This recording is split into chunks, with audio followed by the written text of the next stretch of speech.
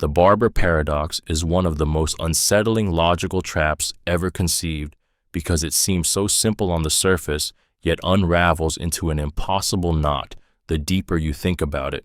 It goes like this. In a small town, there is a barber who shaves everyone who does not shave themselves. The rule is absolute. Every man must either shave himself or be shaved by the barber. Now here's the question. Who shaves the barber? If the barber shaves himself, then according to the rule, he should not shave himself because he only shaves those who do not shave themselves.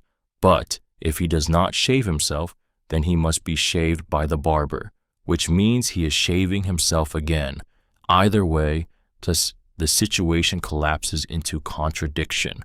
At first glance, it feels like a harmless brain teaser, but the deeper implications are profoundly disturbing. It challenges the very foundation of logic and self-reference, revealing that even the simplest seeming rules can lead to paradoxes that defy resolution.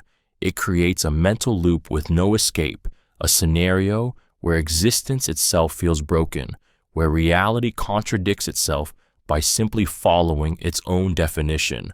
This is why it unsettles us.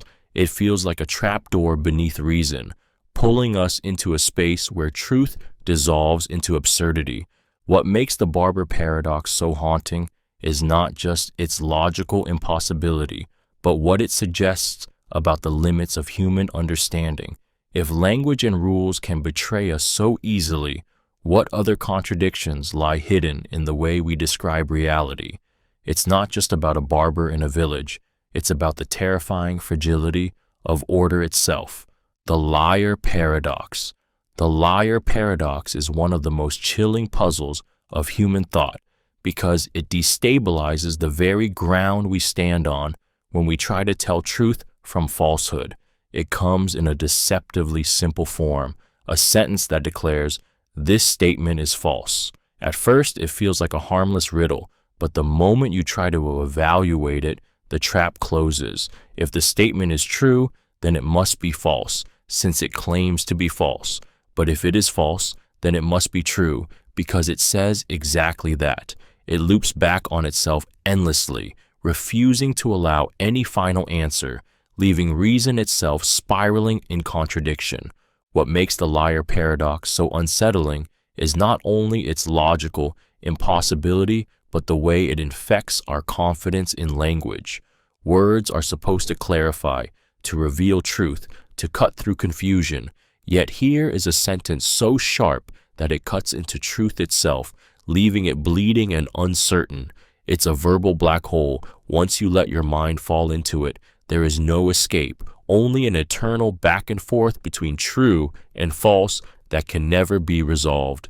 This paradox unsettles us because it reveals how fragile our systems of thought are, how something as simple as self-reference can undo centuries of logical certainty. It suggests that even truth, the thing we rely on to navigate reality, can collapse into contradiction with just a single twist of language. It's not just a puzzle, it's a whisper from the void, reminding us that the line between order and chaos in our reasoning is far thinner than we ever imagine.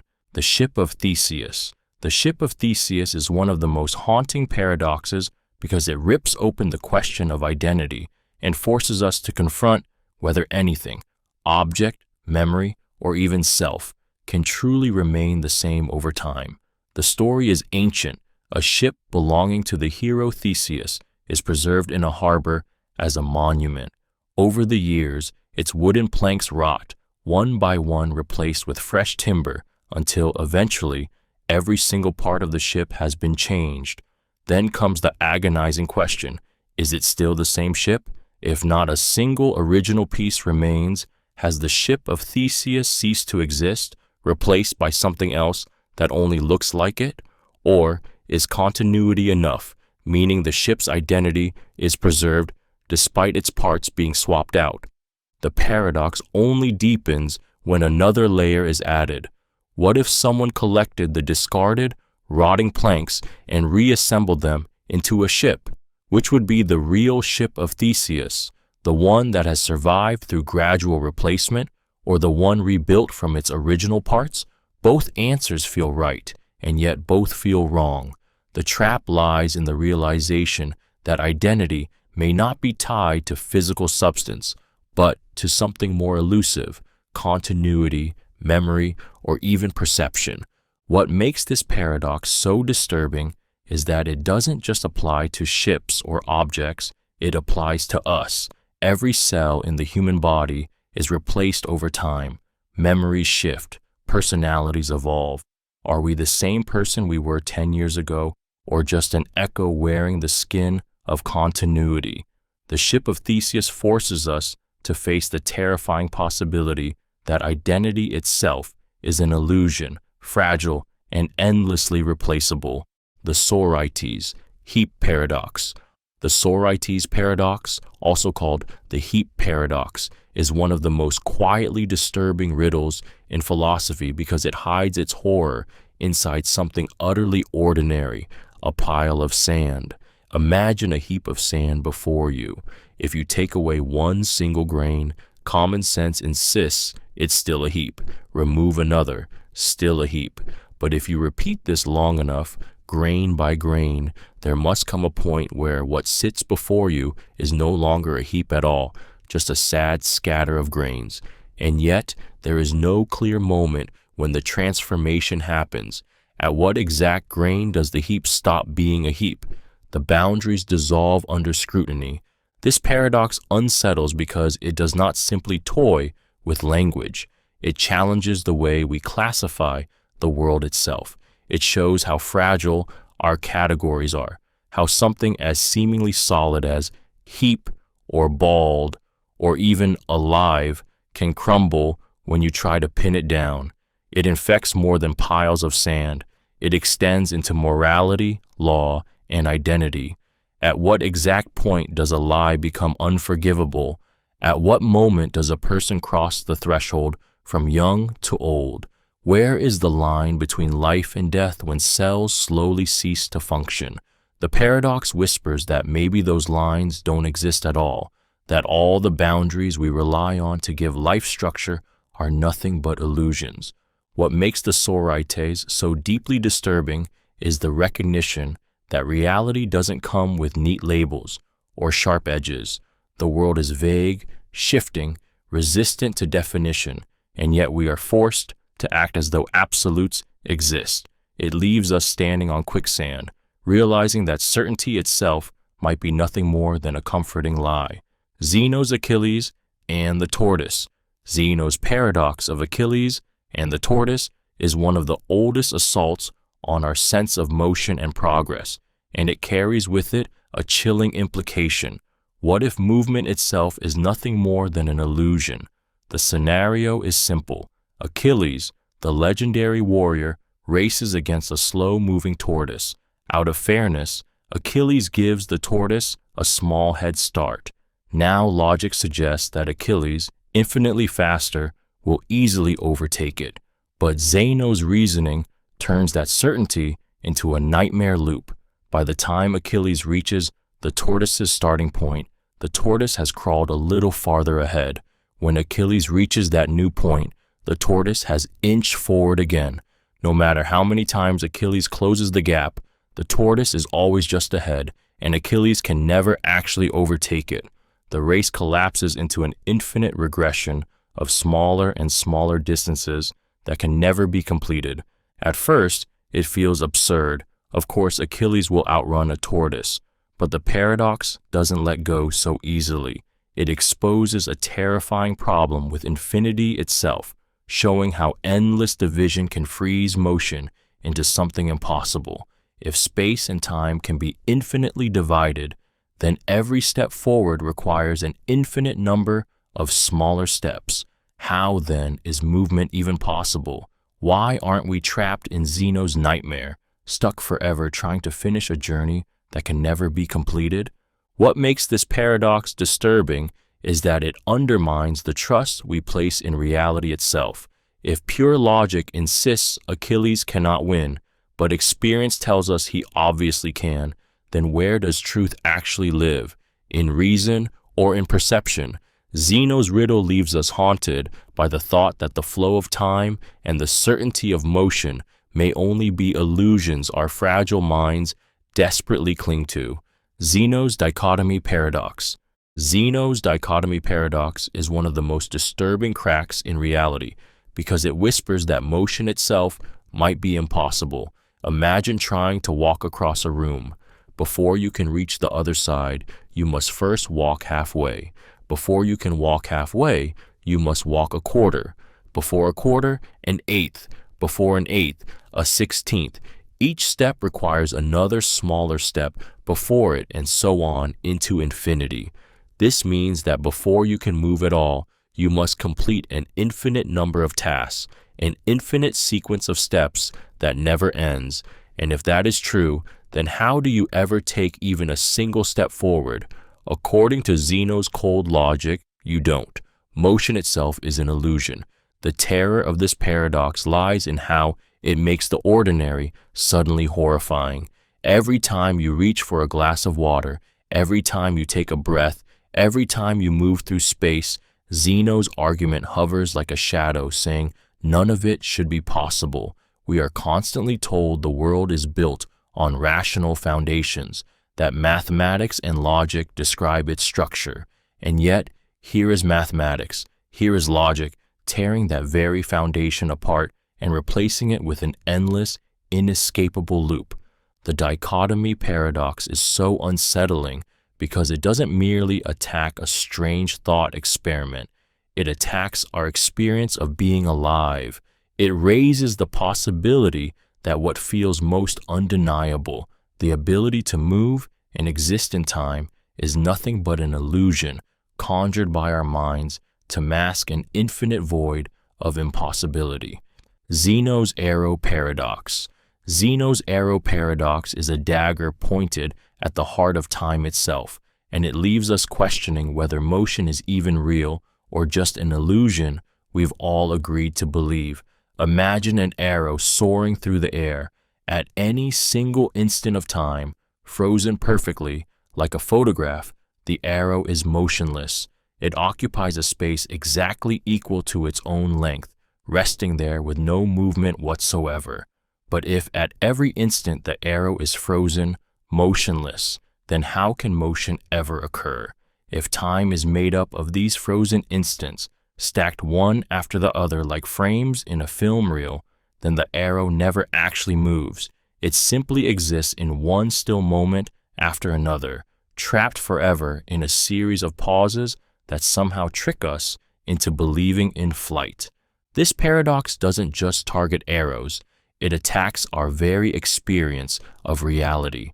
Every second of our lives, every gesture, every heartbeat, every tear can be broken down into infinitely small instants. If each instant is frozen and still, where does the movement come from? Are we truly moving through time, or are we illusions stitched together by perception, like characters flickering across a projector screen? The Arrow Paradox forces us to stare at the horrifying possibility that time is not a flowing river, but a static prison of moments, and that motion is a lie our minds invent to make existence bearable. It is terrifying because it threatens to strip away the comfort of continuity. The arrow never flies. Achilles never runs. We never move. We are all just snapshots of being, endlessly stitched together by something we cannot see, suspended in a reality that may not truly flow at all. Zeno's Stadium Paradox. Zeno's Stadium Paradox is one of the strangest and most unsettling of his arguments because it doesn't just attack the idea of motion, it dismantles the very concept of time itself. Imagine 3 equal rows of objects lined up in a stadium. 2 rows move past each other in opposite directions, while the 3rd row remains still. At first, it seems harmless, just objects gliding past one another. But Zeno's reasoning twists this picture into something maddening. If time is made up of indivisible moments, then motion must be measured in those frozen instants. Yet when the moving rows slide past each other, Each object seems to pass twice as many others in the same moment than it does when compared to the stationary row. That means time must somehow be both half and double itself in the same instant. The logic folds in on itself, leaving us with an impossible picture, motion existing in a single moment where nothing should be able to move at all. The disturbing power of the stadium paradox lies in the way it attacks the foundation of experience. We take for granted that time flows smoothly, but Zeno's argument suggests that if it's truly made of indivisible units, then movement is contradictory, fractured, impossible. If it's continuous, we drown in infinite divisions that can never be completed. Both paths lead to absurdity, leaving us trapped in a universe where the very flow of existence defies explanation. The stadium paradox lingers like a splinter in the mind because it forces us to question whether time itself is real or if everything we perceive is just a flickering illusion, moments stitched together by consciousness into the story of motion. Russell's Paradox. Russell's Paradox is one of the most devastating logical traps ever discovered because it doesn't just play with words, it tears into the very foundations of mathematics and order itself. It begins with something that seems perfectly harmless, the idea of sets. A set is simply a collection of things, like a set of books or a set of numbers. Some sets can even contain themselves, such as the set of all sets, which by definition includes itself. Now comes the question that ignites chaos. Consider the set of all sets that do not contain themselves. Does this set contain itself? If it does, then by definition it should not. But if it does not, then by definition it must. Just like that, the entire framework collapses into contradiction. What makes Russell's paradox so terrifying is its scale. This isn't about a quirky brain teaser or a linguistic trick. It's about the collapse of logic at its core. Before Bertrand Russell uncovered it, mathematicians believed set theory could provide a flawless foundation for all of mathematics, a clean, perfect structure upon which everything else could be built. Russell's discovery showed that the very ground beneath that dream was cracked, that infinity and self-reference carried within them a kind of logical poison that no rule could safely contain. The paradox reverberates far beyond mathematics. It touches philosophy, language, and even our sense of identity.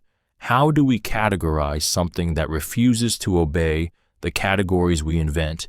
How do we trust a system that unravels when turned inward upon itself?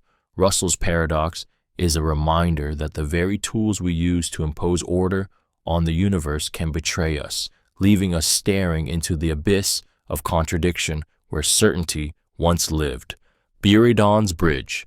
Buridan's Bridge is a paradox that twists truth, logic, and trust into a suffocating knot where no answer feels safe. The story goes like this. Socrates wishes to cross a river and comes upon a bridge guarded by Plato.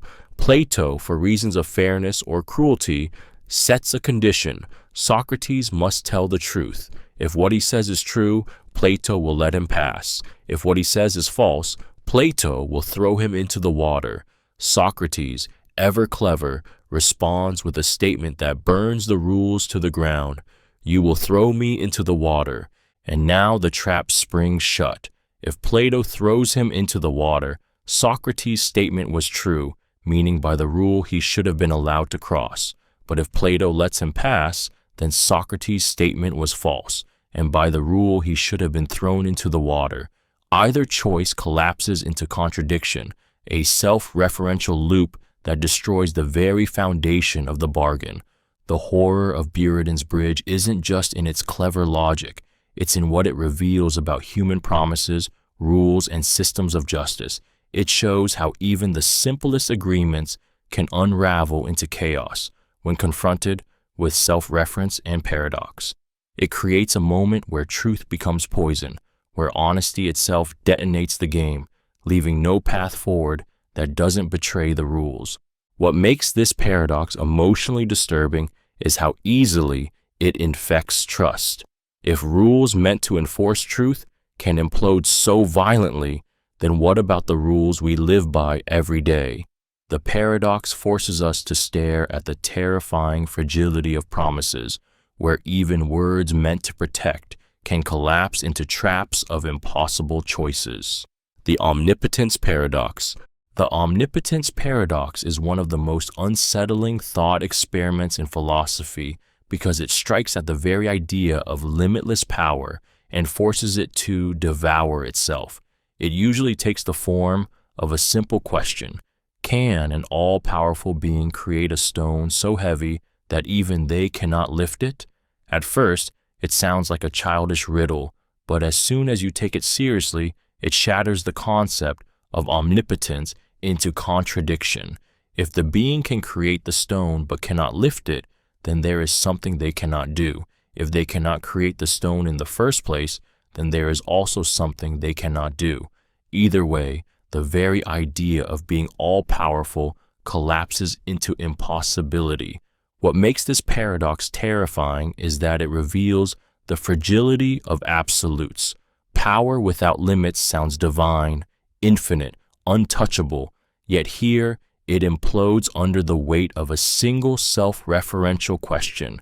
It suggests that true omnipotence may be logically incoherent, a fantasy that cannot exist even in theory, and if something as foundational as infinite power crumbles into paradox, what else that we worship as absolute might also be impossible? The paradox grows darker when applied to questions of morality, creation, and destiny. If a perfect being cannot act against logic, is it truly free?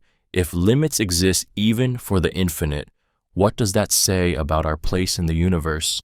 The Omnipotence Paradox unsettles because it strips away the comfort of an all-powerful order and replaces it with a void of uncertainty.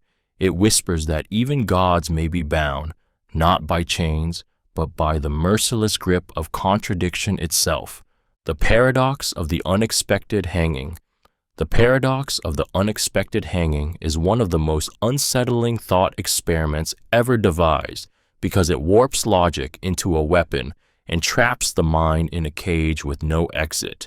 The scenario is this: a judge tells a condemned prisoner that he will be executed at noon on one weekday in the coming week, but the execution will be a surprise.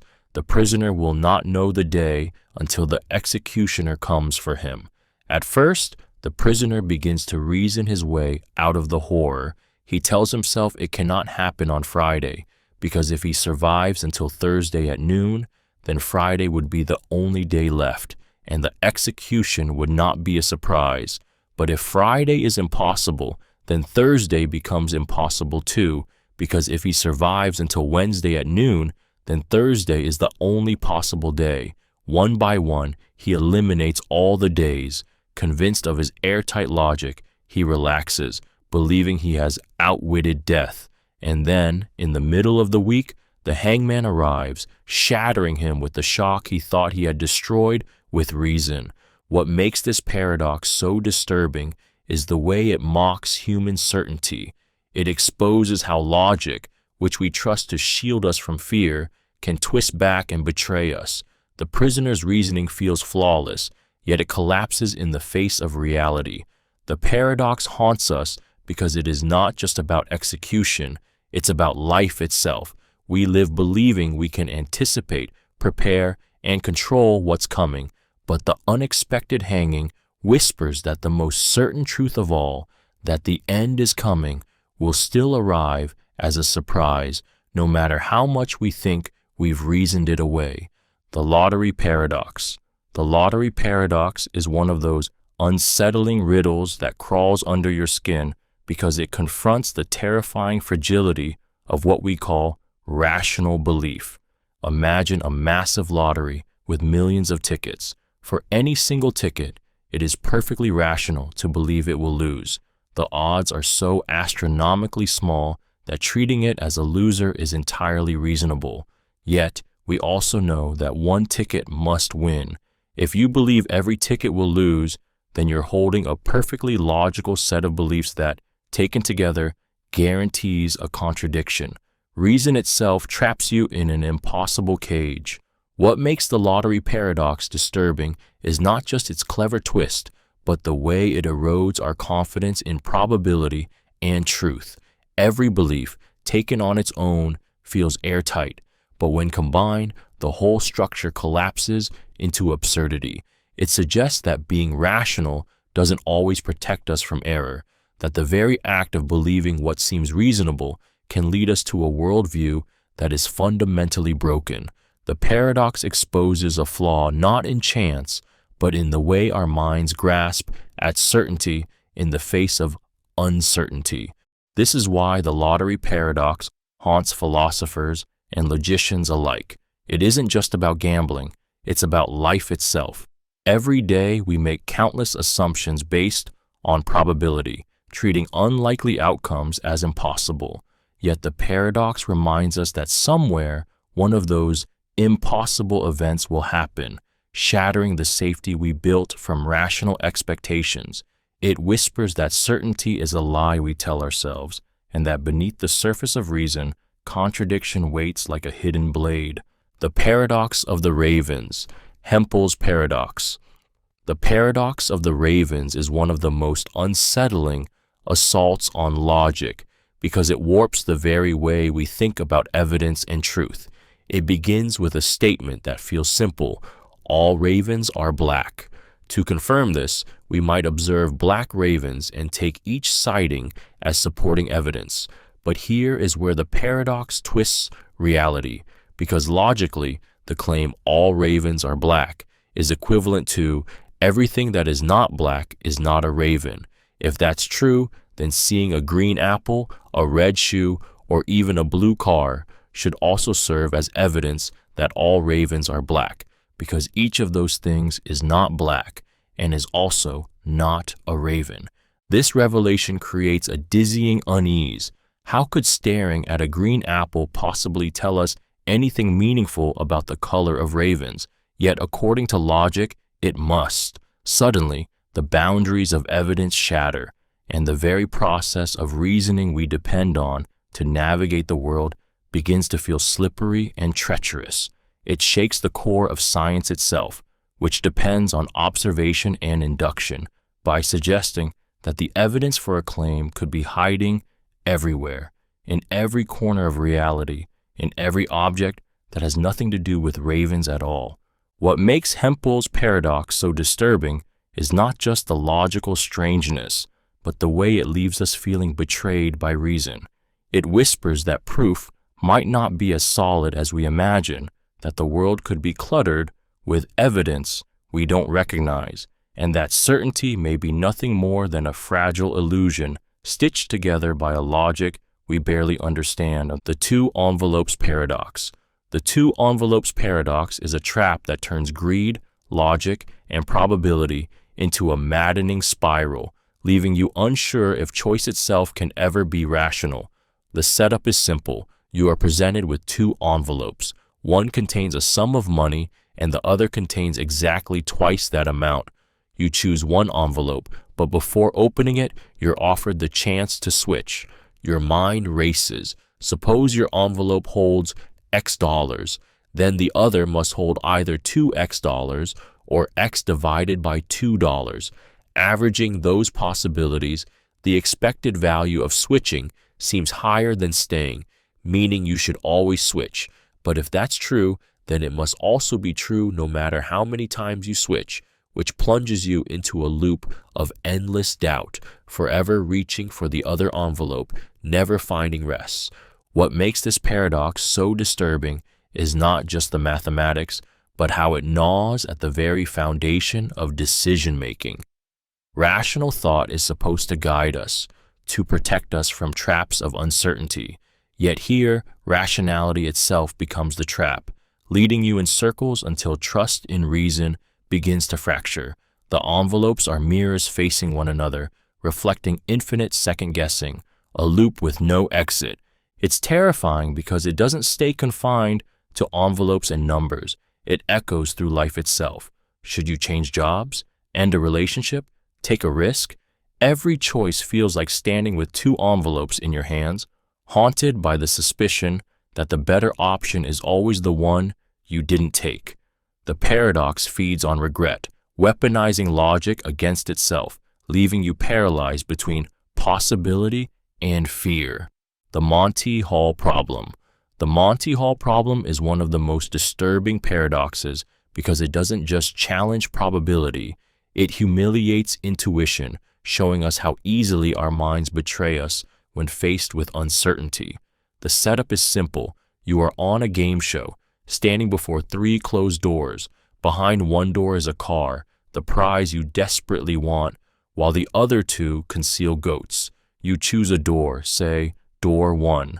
The host, Monty Hall, who knows what's behind every door, opens another, say, door 3, revealing a goat. Then he asks, do you want to stick with your original choice or switch to the remaining unopened door? Almost every instinct screams that it doesn't matter, that the odds are now 50-50. But the brutal truth is that switching doubles your chance of winning. If you stay, you win only 1 out of 3 times. If you switch, you win 2 out of 3. The very brain that carried you through life so far has just tricked you into being wrong. The paradox is disturbing because it strips away the illusion of certainty. It reveals how intuition, the compass we use to navigate daily choices, can be fatally flawed when confronted with probability. It unsettles us to realize that we are wired to misjudge chance, to cling to false balance, to mistake fairness for truth. It's not just about a car and goats, it's about the decisions we make every day, believing we're rational when in fact we're blinded by bias. The Monty Hall Problem forces us to stare into a mirror we don't want to face, where reason collapses under the weight of our own flawed instincts. Simpson's Paradox. Simpson's Paradox is one of the most disturbing statistical illusions because it shatters our trust in numbers, the very things we are taught to believe are objective and unshakable. At its heart, the paradox occurs when a trend appears in several different groups of data, but disappears or even reverses when the groups are combined. Imagine 2 treatments for a disease. In both men and women separately, treatment A has a higher survival rate than treatment B. Yet when you combine the data, suddenly treatment B looks better overall. The numbers betray us, flipping reality into its opposite. This paradox is horrifying because it shows that truth can vanish depending on how we slice the world. We are used to thinking of statistics as hard facts, immune to perspective or manipulation, but Simpson's paradox exposes just how fragile they really are. With one rearrangement, heroes become failures, safe roads become dangerous, justice turns into injustice. The world can change its face, not because reality has changed, but because of how we choose to look at it. It reveals that what we call evidence can just as easily be an illusion, hiding the very thing we're trying to uncover. The emotional sting of Simpson's paradox is its real-world consequences. In medicine, it can mean choosing the wrong treatment. In criminal justice, it can mean mistaking bias for fairness. In public policy, it can twist progress into decline. It is not just a mathematical trick. It is a reminder that even in the age of data, certainty is a mirage, and sometimes the numbers we cling to are the very things that deceive us most cruelly. The boy or girl paradox. The boy or girl paradox is one of those puzzles that begins as a harmless curiosity and ends by tearing open the way we understand probability and even family itself. Imagine a family with 2 children. We are told that at least one of them is a boy. The question then becomes, what are the odds that the other child is also a boy? Instinct screams that the answer must be 50-50. One child is already confirmed as a boy, so the other could just as easily be a boy or a girl. But the paradox refuses to let it be so simple. When the problem is worked through carefully, the actual probability comes out not as 1/2, but as 1/3. The unsettling part is not just the answer, It's the way the framing of the question manipulates our sense of certainty. If instead we were told the older child is a boy, the probabilities change again, leaving us trapped in a maze where the outcome shifts depending on a single detail. The paradox exposes how fragile our grip on probability really is, how what feels like common sense can be ripped apart by the cold machinery of mathematics. What makes this paradox emotionally disturbing is how it reveals the instability of reasoning we rely on daily. If we can be so easily misled by something as ordinary as the gender of children in a family, what does that say about our ability to understand risk, chance, and the hidden rules of reality?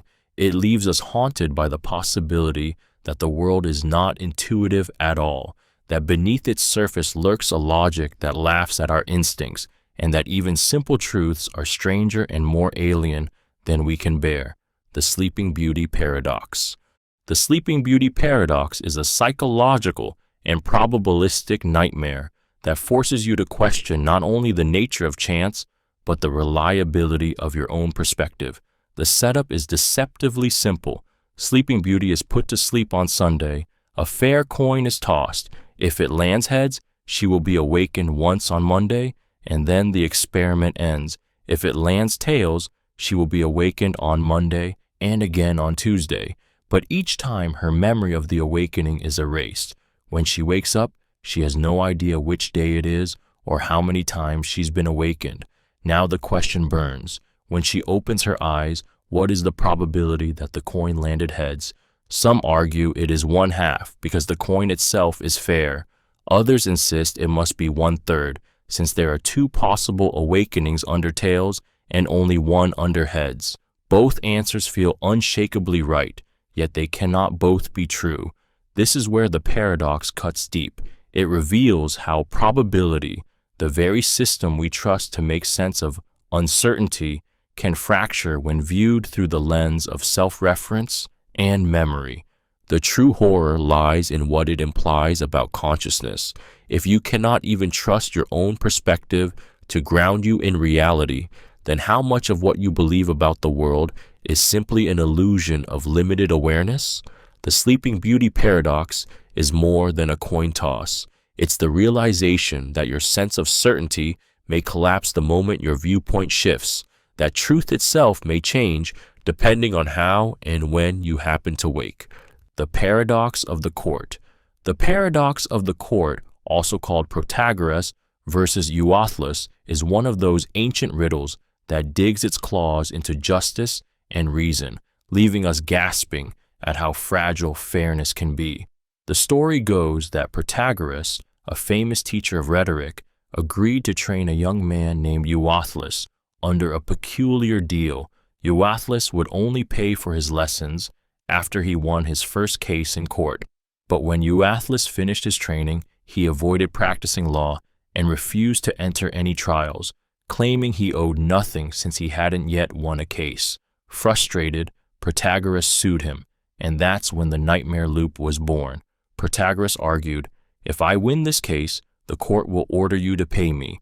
If you win this case, you will have won your first case, and by our agreement, you must still pay me." To Protagoras, victory was inevitable, but Euthyphro countered, "If I lose, I don't have to pay until I win a case, so I owe you nothing. If I win, the court rules I owe nothing, so either way, you lose." Suddenly, both teacher and student are trapped in a paradox, where winning means losing and losing means winning. What makes this paradox so disturbing is not just the cleverness of the arguments, but the way it corrupts the very idea of justice. Courts are supposed to bring resolution, but here the courtroom becomes a maze with no exit, a place where reason destroys itself. It forces us to confront the terrifying possibility that logic and law, our tools for fairness, can be twisted into endless contradiction, leaving truth and justice dangling in uncertainty. The Bootstrap Paradox. The Bootstrap Paradox is one of the most mind-twisting nightmares of time travel, a riddle that tears apart our understanding of cause and effect until the very concept of origin evaporates. Imagine a scientist in the future who receives detailed blueprints for a time machine from her older self. Using those blueprints, she builds the machine, travels back in time, and hands the plans to her younger self, the very version of her who originally used them to construct the machine. The loop is perfect, but here lies the horror. Where did the blueprints come from? Who actually invented the time machine? That information exists, but without a true point of creation, suspended in a timeless void with no beginning and no end. What makes the Bootstrap Paradox so unsettling is that it destroys the comfort of causality, the chain of events we rely on to make sense of reality. We live believing every effect has a cause, every creation has a creator. But in this paradox, cause and effect chase each other's tails endlessly, and the origin disappears. It raises a terrifying possibility. What if some of the knowledge, culture, or even existence itself is caught in such loops, self-created, never born, yet somehow always there?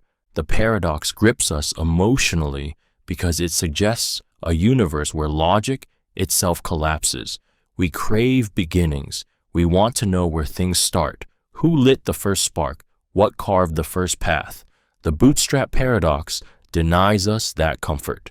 It leaves us staring into an infinite loop where the idea of origin is erased, and with it, the certainty that the universe is built on any foundation at all. The Grandfather Paradox. The Grandfather Paradox is one of the most terrifying time travel paradoxes because it doesn't just twist logic, it shatters the meaning of existence itself. Imagine stepping into a time machine and traveling back to an era before you were born. There you find your grandfather, long before he ever met your grandmother. Now suppose you prevent him from meeting her, whether by accident or design. The result is horrifyingly simple. If your grandfather never fathers your parent, and your parent never fathers you, then you could never have been born. But if you were never born, then who went back in time to stop your grandfather? The moment collapses into contradiction, a loop where cause and effect devour each other.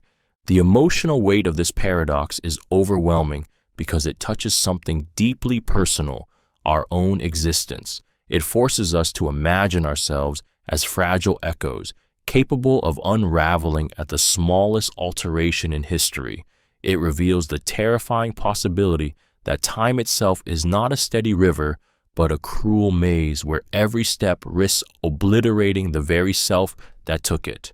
The Grandfather Paradox isn't just about breaking logic, it's about breaking you, pulling the thread of your being until nothing remains. What makes it so disturbing is how it refuses resolution. Does the universe forbid such contradictions by making time travel impossible? Or does reality twist itself into branching timelines, splintering into worlds where you exist in some but not in others? The paradox drags us into an abyss where identity, causality, and even the certainty of being alive crumble, leaving only the haunting thought that existence itself is impossibly fragile, balanced on the knife's edge of time. The Predestination Paradox. The Predestination Paradox is one of the most chilling thought experiments about time travel because it traps free will itself inside an unbreakable loop. Imagine a traveler who goes back in time to prevent a catastrophic event only to discover that their very actions are what caused the event to happen in the first place. In trying to change history, they fulfill it. Every choice, every movement, every desperate attempt to rewrite the past only tightens the knot of inevitability, binding them to the outcome they were trying to escape. What makes this paradox so disturbing is the way it erases the illusion of freedom. It suggests that time is not a flowing river we can redirect, but a closed circle, endlessly looping, where every action you believe to be voluntary has already been written. You aren't changing destiny, you're its servant, playing out the exact role required to bring about the very future you thought you were defying. This is more than a puzzle about time travel. It's a mirror held up to existence itself. How much of our lives are the product of free will, and how much is predetermined by forces we cannot see? Every decision could simply be the fulfillment of a script already etched into reality. Every rebellion just another scene in fate's design. The Predestination Paradox terrifies because it whispers that choice may be nothing more than theater, and that no matter how far we run, into the past, the future, or beyond, we are always exactly where destiny wants us to be. The Fermi Paradox. The Fermi Paradox is one of the most haunting questions humanity has ever faced, because it takes something that seems certain and twists it into a terrifying silence. The paradox begins with a simple observation. The universe is unimaginably vast, with billions of galaxies, each holding billions of stars, many surrounded by planets. The odds that Earth is the only world to develop intelligent life seem impossibly small. If life is common, then some civilizations should be far older and more advanced than ours, capable of colonizing entire galaxies. By sheer probability, the night sky should be alive with evidence of them, signals, ships, megastructures. Yet when we look, we see nothing, no voices, no visitors, just silence. And that silence is deafening. The horror of the Fermi Paradox lies in its possible answers. Perhaps intelligent life is vanishingly rare, and we are utterly alone in a cold, indifferent cosmos. Or worse, maybe civilizations do arise, but some universal catastrophe always wipes them out before they can spread, a great filter that humanity may not yet have encountered. That possibility turns the paradox into an existential warning. Perhaps we are racing toward the same fate that extinguished every other intelligent species before us. The silence might not be peaceful, it might be a graveyard. What makes the Fermi Paradox so disturbing is that it forces us to look into the abyss of our own future. Every star in the sky becomes a question mark, every night a reminder of the unbearable emptiness above us. The paradox whispers that either we are terrifyingly unique or doomed to repeat the silent destiny of countless others, and both answers are enough to break the human mind. Olbers Paradox. Olbers Paradox is a cosmic riddle that unsettles the human spirit because it questions something so simple, so obvious, yet so profoundly haunting.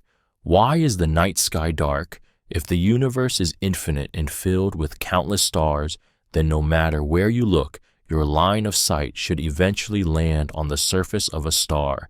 The entire sky should blaze with light, as bright as the sun itself, leaving no room for darkness. And yet, when we look up at night, we are met not with endless brilliance, but with a vast, suffocating blackness, punctured only by distant pinpricks of light. This paradox disturbs because it reveals a gap between expectation and experience, so vast it feels almost like a betrayal. The silence of the night sky hides a contradiction. If infinity exists, if the universe stretches without boundary and has always been, then the darkness above us should be impossible. The fact that we are bathed in shadow every night suggests something terrifying about the universe, that it may not be infinite after all, or that light is being devoured before it can reach us, or that the stars themselves are not eternal but die, one by one, leaving voids behind. What makes Olbers' paradox so chilling is that it transforms the night sky into a question mark we cannot escape. Darkness is not simply the absence of light, it becomes evidence of something deeper, something unfinished in our understanding of reality.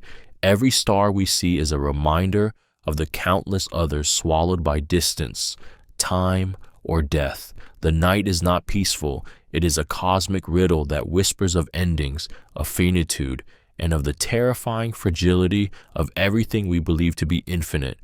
The Twin Paradox. The Twin Paradox is one of the most unsettling consequences of Einstein's theory of relativity, because it doesn't just bend time, it rips open our sense of what it means to age, to live, and to die. Imagine two identical twins.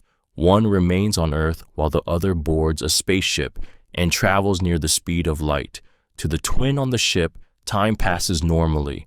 Heartbeats, breaths, and thoughts flow as they always do. But when the traveler finally returns to Earth, the horror reveals itself. The twin who stayed behind has aged decades, while the spacefaring twin has barely changed at all.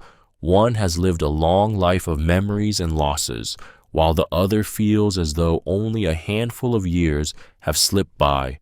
What makes the twin paradox disturbing is that both twins' experiences are correct. Each lived time as they felt it, yet the universe betrayed them by making their lives unfold at different speeds. It means time isn't universal. It bends and warps depending on motion, leaving us trapped in a reality where even aging is relative. It tells us that time, the thing we cling to as the measure of our existence, is not a steady march, but a cruel, shifting trick that plays favorites depending on where you stand. The emotional weight of this paradox is suffocating. It suggests that two people who once shared everything, childhood, love, identity, can be ripped apart, not by distance, but by time itself, forever out of sync. It forces us to face the terrifying truth that the flow of our lives is not absolute, that time can fracture bonds, and that even the simple act of growing old together is not guaranteed by the universe. The Black Hole Information Paradox. The Black Hole Information Paradox is one of the most disturbing puzzles in modern physics because it doesn't just challenge science, it threatens to unravel reality itself. According to Einstein's general relativity, black holes are cosmic monsters that devour everything, even light, and once something crosses the event horizon, it is lost forever. Yet quantum mechanics screams a different truth. Information cannot be destroyed. The laws of the universe insist that every particle, every detail of what once existed must be preserved in some form. When these two pillars of physics collide inside a black hole, they create a paradox so terrifying it shakes the foundation of everything we know. Imagine throwing a book into a black hole. Relativity says it's gone, reduced to nothing but swallowed matter and energy. But quantum law says the book's information, the arrangement of its atoms, the words on its pages, must survive somewhere. If it is lost, then the entire framework of quantum mechanics collapses. If it survives, then black holes are not the death machines we believe, but strange vaults that somehow store or release information in ways we cannot yet understand. What makes this paradox haunting is its cosmic scale. It implies that the universe itself may be lying to us, hiding truths in the shadows of collapsing stars. It suggests that time, matter, and knowledge might bleed into dimensions we cannot touch. The black hole information paradox isn't just a clash of physics.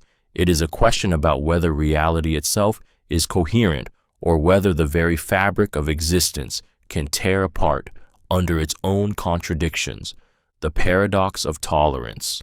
The paradox of tolerance is one of the most unsettling dilemmas of morality and society because it turns our deepest virtue, openness, into the seed of our destruction. The idea, introduced by philosopher Karl Popper, is painfully simple. If a society is completely tolerant, even of intolerance, then the intolerant will exploit that openness until tolerance itself is wiped out. Imagine a community that welcomes every voice, no matter how hateful. Those who preach violence, exclusion, and cruelty are given the same platform as those who speak for peace and equality. Slowly, the intolerant grow louder, bolder, stronger, and because tolerance allows them to flourish unchecked, they eventually silence and destroy the very freedom that once protected them. What began as fairness ends in oppression. This paradox is disturbing because it tears at the heart of what we believe makes us humane. We want to be open, to accept all perspectives, to pride ourselves on tolerance, but this ideal carries its own doom. To preserve tolerance, we must sometimes be intolerant. We must draw lines, ban voices, close doors, and in doing so, we risk becoming the very thing we swore to fight against. The paradox forces us to stare into a mirror where tolerance bleeds into hypocrisy, where openness becomes indistinguishable from control. The paradox of tolerance haunts us because it is not a distant thought experiment. It plays out in politics, in communities, in our daily lives. It confronts us with a terrifying truth. If we defend everything, we may end up defending nothing. And in the end, tolerance itself may demand the one thing it cannot abide: the prisoner's dilemma. The prisoner's dilemma is one of the most disturbing insights into human behavior because it reveals the terrifying tension between trust and self-preservation, exposing how rational choices can lead to ruin. Imagine two prisoners, isolated from one another, accused of a crime. They are offered a deal. If one betrays the other while the partner stays silent, the betrayer goes free and the silent one suffers the full sentence. If both betray, both receive harsh punishment. If both stay silent, they receive only light sentences. Logic seems to scream the answer, but here is the trap. Each prisoner knows that staying silent requires trust, yet betraying the other guarantees safety no matter what the other does. Rational self-interest leads both to betray, and in doing so, they both suffer more than if they had trusted. What makes this paradox so devastating is that it mirrors real life. It shows us that the path of reason, the instinct to protect ourselves, often collides with the possibility of cooperation. It lays bare how fragile trust is, how quickly fear of betrayal corrodes unity. In the cold mechanics of the dilemma, human loyalty is exposed as a gamble, and morality feels powerless against the weight of logic. The emotional sting comes from recognizing ourselves in the dilemma. We see it in politics, in relationships, in war, in business, moments where cooperation could lead to a better world. But suspicion and self-interest drag us into destruction. The prisoner's dilemma is not just about prisoners. It is about us, about the haunting possibility that even when the best outcome is within reach, we are doomed to sabotage it with our own fear. Newcomb's Paradox. Newcomb's Paradox is one of the most haunting dilemmas in decision theory because it pits free will against prediction in a way that makes you question whether your choices ever truly belong to you. The setup seems simple. Before you sit two boxes. Box A is transparent and contains $1,000. Box B is opaque and contains either nothing or $1 million. A powerful predictor, an entity with near-perfect accuracy, has already made its move. If it predicted you would take only Box B, then Box B contains the million. But if it predicted you would take both boxes, then Box B is empty. You now face the choice: take both or trust only the opaque box. Logic fractures here. On one hand, taking both boxes seems rational. You'll either get $1,000 or $1 million, and nothing is lost. Yet history shows that those who take only Box B almost always walk away with the million, as if fate itself bends to the predictor's insight. It feels like a cruel trap, where reasoning splits into two equally undeniable paths that can never align. What makes Newcomb's paradox so disturbing is not the money, it's what it implies about freedom. If the predictor is always right, then your decision has already been seen, already determined, already written into the fabric of reality. The very moment you feel yourself choosing might only be an illusion, a performance in a play whose ending is already known. This paradox is terrifying because it doesn't just challenge logic, it gnaws at the deepest fear of all, that we are not free, that our will is nothing more than an echo of inevitability, and that every choice we make may already be sealed long before we live it. The unexpected exam paradox. The unexpected exam paradox is a psychological snare that twists certainty into fear, leaving you suspended in a state of endless anticipation. It begins with a teacher announcing to their students, there will be a surprise exam next week, on one day you do not expect. The students begin to reason. The exam cannot be on Friday, because if it hasn't happened by Thursday, they will know it must come on Friday, and that would not be a surprise. But if Friday is ruled out, then Thursday becomes predictable as the last possible day, so it too is impossible. By the same logic, Wednesday, Tuesday, and Monday are all eliminated. The students conclude that a surprise exam is impossible, yet when the teacher walks in midweek and announces the test, the students are shocked, precisely as promised. This paradox is disturbing because it exposes the limits of logic when applied to uncertainty.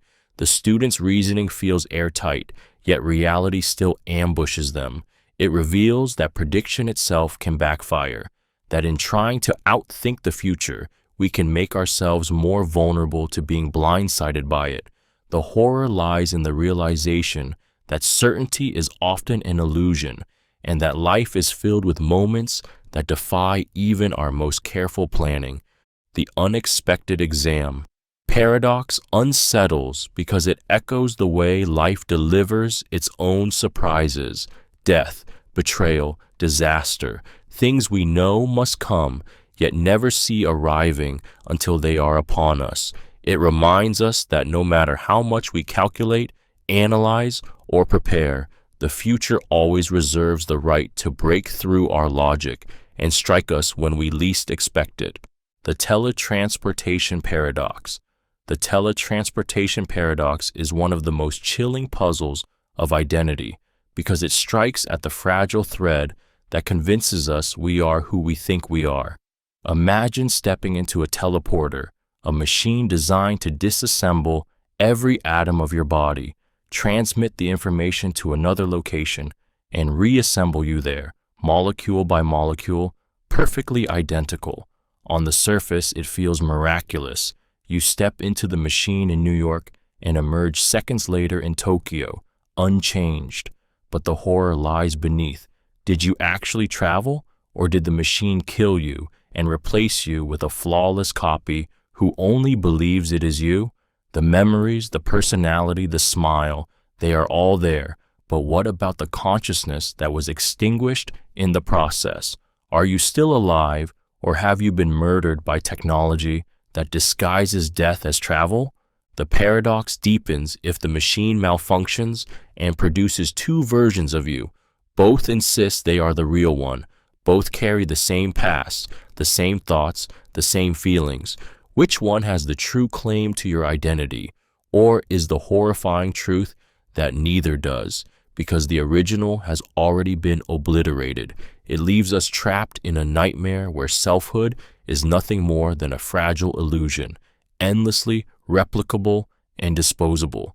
What makes the teletransportation paradox so disturbing is that it pulls the mask off our deepest fear, that continuity of self is not guaranteed, that you may only be a fleeting spark in an endless cycle of replacement. It forces us to question whether we are beings at all or just patterns waiting to be copied, erased, and forgotten. Moore's Paradox. Moore's Paradox is one of the most unsettling contradictions of the human mind because it exposes the eerie fracture between belief and truth, between what we know and what we dare to say. Imagine someone calmly declaring, "It's raining, but I don't believe it's raining." The sentence sounds absurd, but not because it's logically false. Rain can be falling, and someone might genuinely not believe it. The horror lies in the impossibility of holding that belief while speaking it aloud. It's a statement that destroys itself in the very act of being expressed, a truth strangled by the mouth that utters it. What makes Moore's paradox so disturbing is how it reveals the fragile machinery of our own consciousness. To live as human beings is to believe, to interpret, to weave together perceptions and convictions. Yet here in this paradox, belief and truth fracture apart like shattered glass, showing us that our inner world is not always aligned with reality. It is not just a linguistic trick. It's a window into self-deception, into the possibility that our minds can hold realities we cannot admit, that we can drown in contradictions we don't even see. The paradox resonates emotionally because it whispers something terrifying about the human condition, that what we say, what we believe, and what is real may never fully align. It suggests we are creatures capable of being strangers to ourselves, carrying truths we cannot accept, believing lies we cannot expose. Moore's paradox doesn't simply question logic. It questions the trust we place in our own voices and leaves us haunted by the possibility that we are never fully honest, even with ourselves. The paradox of the stone. The paradox of the stone is one of the most unsettling attacks on the very idea of omnipotence, a riddle so sharp it tears apart the concept of an all-powerful being. It asks a question that seems innocent at first. Could an omnipotent being such as God create a stone so heavy that even he could not lift it? At first glance, it's a playful puzzle, but the moment you step into it, the floor disappears beneath you. If the being can create such a stone, then there is something he cannot do. Lift it. If he cannot create such a stone, then there is something he cannot do. Make it. Either way, the very notion of being all-powerful collapses under its own weight. What makes this paradox so disturbing is not just its clever wordplay, but the way it confronts us with the fragility of absolutes. Omnipotence is supposed to mean unlimited power, the ability to do anything, yet the paradox reveals a horrifying crack. Perhaps anything is not even logically possible. It drags us into a realm where language betrays itself, where the concept of perfection unravels into contradiction. On an emotional level, this paradox is terrifying because it strikes at faith, certainty, and the human need to believe in something beyond limits. If even omnipotence can be broken by a simple question, what else might collapse under scrutiny? It forces us to imagine a universe where ultimate power cannot exist, where absolutes are illusions, and where every structure we cling to, divinity, order, truth, might be nothing more than fragile stories waiting to shatter under the unbearable weight of their own definitions. Quine's Paradox. Quine's Paradox is a linguistic trap so sinister that it feels like language itself is conspiring to twist logic into madness. It presents a sentence that says, of itself, yields falsehood when preceded by its quotation, yields falsehood when preceded by its quotation. At first glance, it reads like nonsense, but the moment you slow down and parse it, the contradiction grips you like quicksand. The sentence builds a mirror around itself, and inside that mirror, truth and falsehood chase each other endlessly, refusing to settle. If the statement is true, then it is false. If it is false, then it is true. You are trapped in a loop where language devours itself. What makes Quine's paradox so deeply disturbing is its subtlety. Unlike the blunt declaration of the liar paradox, this one hides inside grammar, waiting to spring on anyone who tries to decode it. It shows that self-reference isn't just a curiosity, it's a virus that can infect the very structure of meaning. Words, which we rely on to anchor truth, can instead pull us into a whirlpool of contradiction where nothing can be trusted. The emotional horror of this paradox is the way it exposes fragility in something we take for granted every second of our lives. If even a single sentence can dissolve into an infinite contradiction, how much of our language, our logic, even our thoughts, could secretly contain the same instability? Quine's paradox whispers that reason may not be built on solid ground at all, but on shifting sand, where truth itself can fold in on itself and disappear. Carroll's Tortoise Paradox. Carroll's Tortoise Paradox is one of those puzzles that seems playful at first glance, but quickly unravels into something deeply disturbing because it exposes a hidden flaw in the very act of reasoning. Lewis Carroll, the author of Alice's Adventures in Wonderland, imagined a dialogue between Achilles and a tortoise. Achilles presents a logical argument. If A is true, and if A implies B, then B must also be true. Simple, airtight logic. but the tortoise resists. He accepts A, and he accepts that A implies B, yet he refuses to accept B. To counter this, Achilles adds another premise. If A and A implies B are both true, then B follows. But the tortoise can refuse this too, demanding yet another premise to justify why the previous ones should compel him. And on it goes, an endless spiral where every new step requires another justification, forever delaying the conclusion. The paradox is terrifying because it reveals a crack in logic itself. If every rule must be justified by another rule, then reasoning collapses into an infinite regress, where no argument can ever truly force acceptance. It means that logic, the very foundation we lean on to separate truth from lies, rests on nothing but a leap of faith. What makes Carroll's paradox so disturbing is the way it mocks the structure of rational thought. It shows us that even the clearest syllogism is powerless if someone simply refuses to accept the leap from premise to conclusion. Logic cannot pull us across the gap. It can only point to it. The tortoise leaves us stranded on the edge of reason, staring into the abyss where certainty crumbles into endless, unresolvable demand. The paradox of inquiry, also known as Menno's paradox, is one of the most unsettling riddles of human knowledge because it gnaws at the very possibility of learning itself. It begins with a simple but devastating question.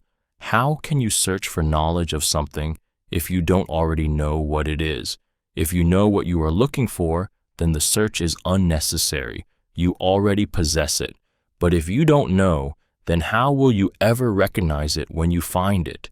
The pursuit of knowledge collapses into a cruel circle. You cannot seek what you know, and you cannot seek what you don't know. By this logic, discovery itself should be impossible. What makes the paradox of inquiry so deeply disturbing is that it calls into question the foundation of human growth and understanding. We live our lives believing we can explore, discover, and learn. Yet here is a paradox that suggests the act of learning is a lie, an illusion we comfort ourselves with. If the paradox holds true, then all of our achievements, every revelation, every piece of wisdom could simply be a mirage of recognition disguised as discovery. It implies that perhaps what we call learning is only remembering something already within us, or worse, that our sense of discovery is nothing more than self-deception. The emotional sting comes from what this says about our existence. To be human is to seek, to hunger for knowledge, to stretch beyond ignorance. But the paradox of inquiry whispers that this endless striving might be futile, that the door to the unknown is locked, and that our desperate reaching toward truth may be nothing more than a loop that circles endlessly back into itself. The paradox of analysis. The paradox of analysis is one of those intellectual traps that seems harmless until you realize it undermines the very act of explanation, leaving you doubting whether true understanding is even possible. It goes like this. When we analyze a concept, we try to explain it in different words. But here's the contradiction.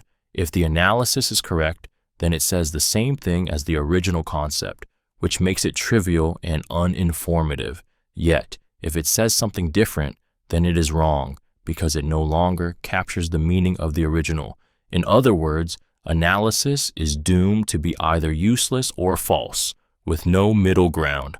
This paradox becomes disturbing the more you think about it, because it gnaws at the foundations of learning, philosophy, and even communication itself.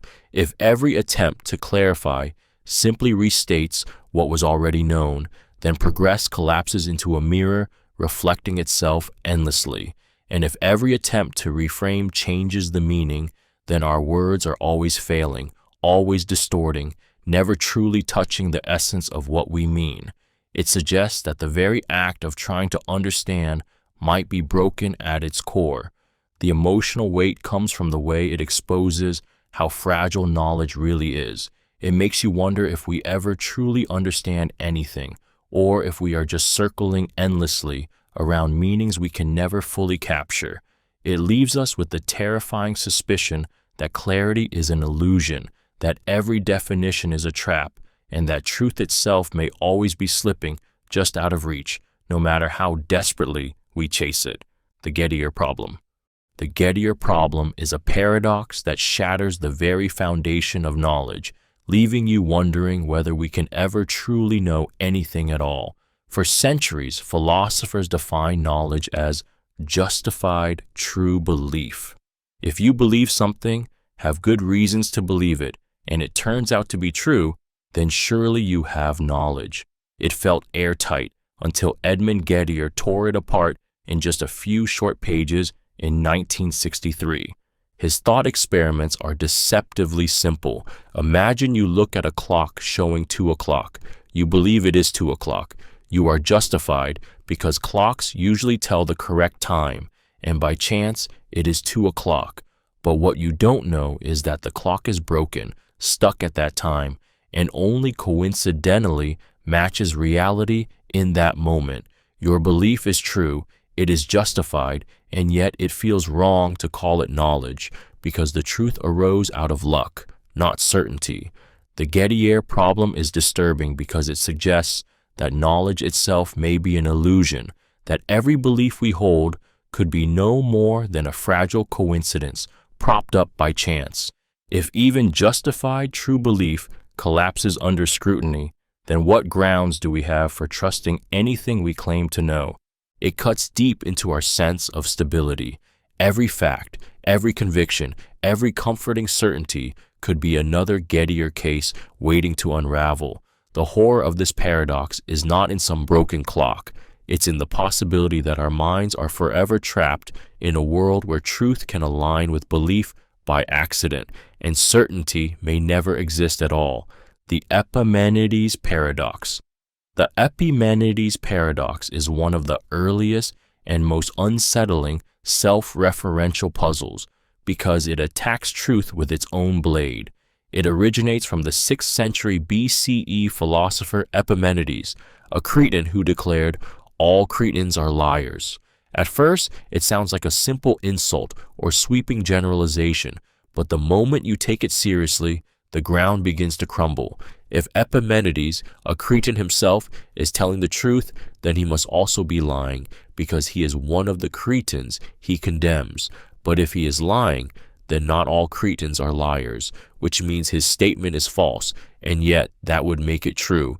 Truth devours itself in a loop that never ends, like a snake swallowing its own tail. The paradox is disturbing because it reveals how fragile our trust in language really is. Words are supposed to illuminate reality, but here language becomes a trap, a system that collapses under the weight of its own logic. It hints that truth and falsehood, which we treat as opposites, may actually blur together in ways we cannot escape.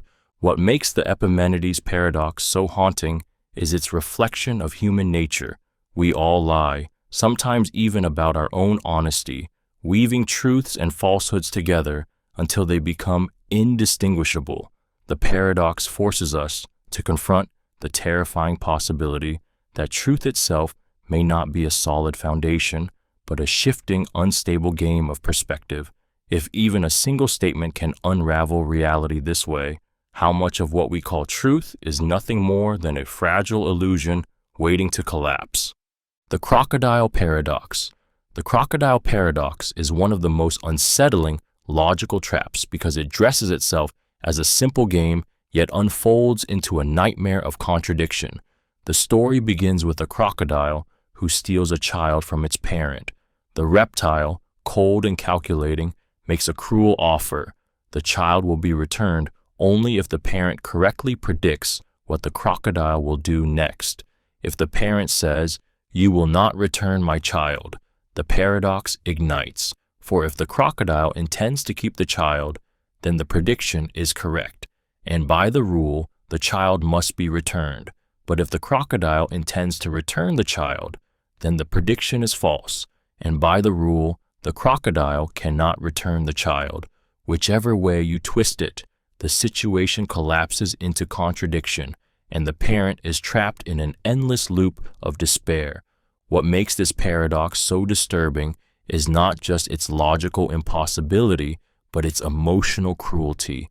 It plays with the primal fear of losing one's child, twisting logic into a weapon that mocks the very idea of fairness. The crocodile's challenge is not about justice. It is about control, about showing how reason itself can be bent into a tool of torment.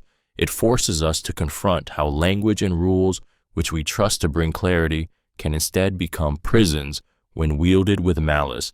The Crocodile Paradox leaves us shaken because it is more than a riddle. It is a mirror of the human condition. It exposes how easily we can be trapped by our own words, how quickly reason can betray us, and how helpless we are when caught in the jaws of a logic that devours itself. The Donkey Paradox. The Donkey Paradox, also known as Buridan's ass, is one of the most haunting explorations of choice because it transforms the simple act of deciding into a death sentence. Imagine a hungry donkey standing perfectly equidistant between two identical piles of hay. Both are equally appealing, equally nourishing, and equally within reach.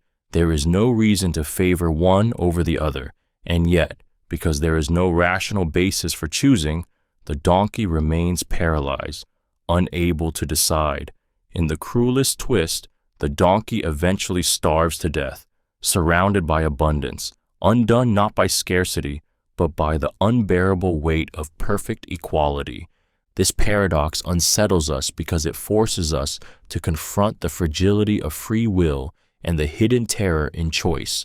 We like to think decisions flow naturally, that logic or instinct guides us, but the donkey's fate shows how reason itself can collapse into paralysis. It's not just about hay and hunger, it's about every moment in life where two paths seem equally possible. Do we freeze, trapped in hesitation, while time devours us the way hunger devours the donkey?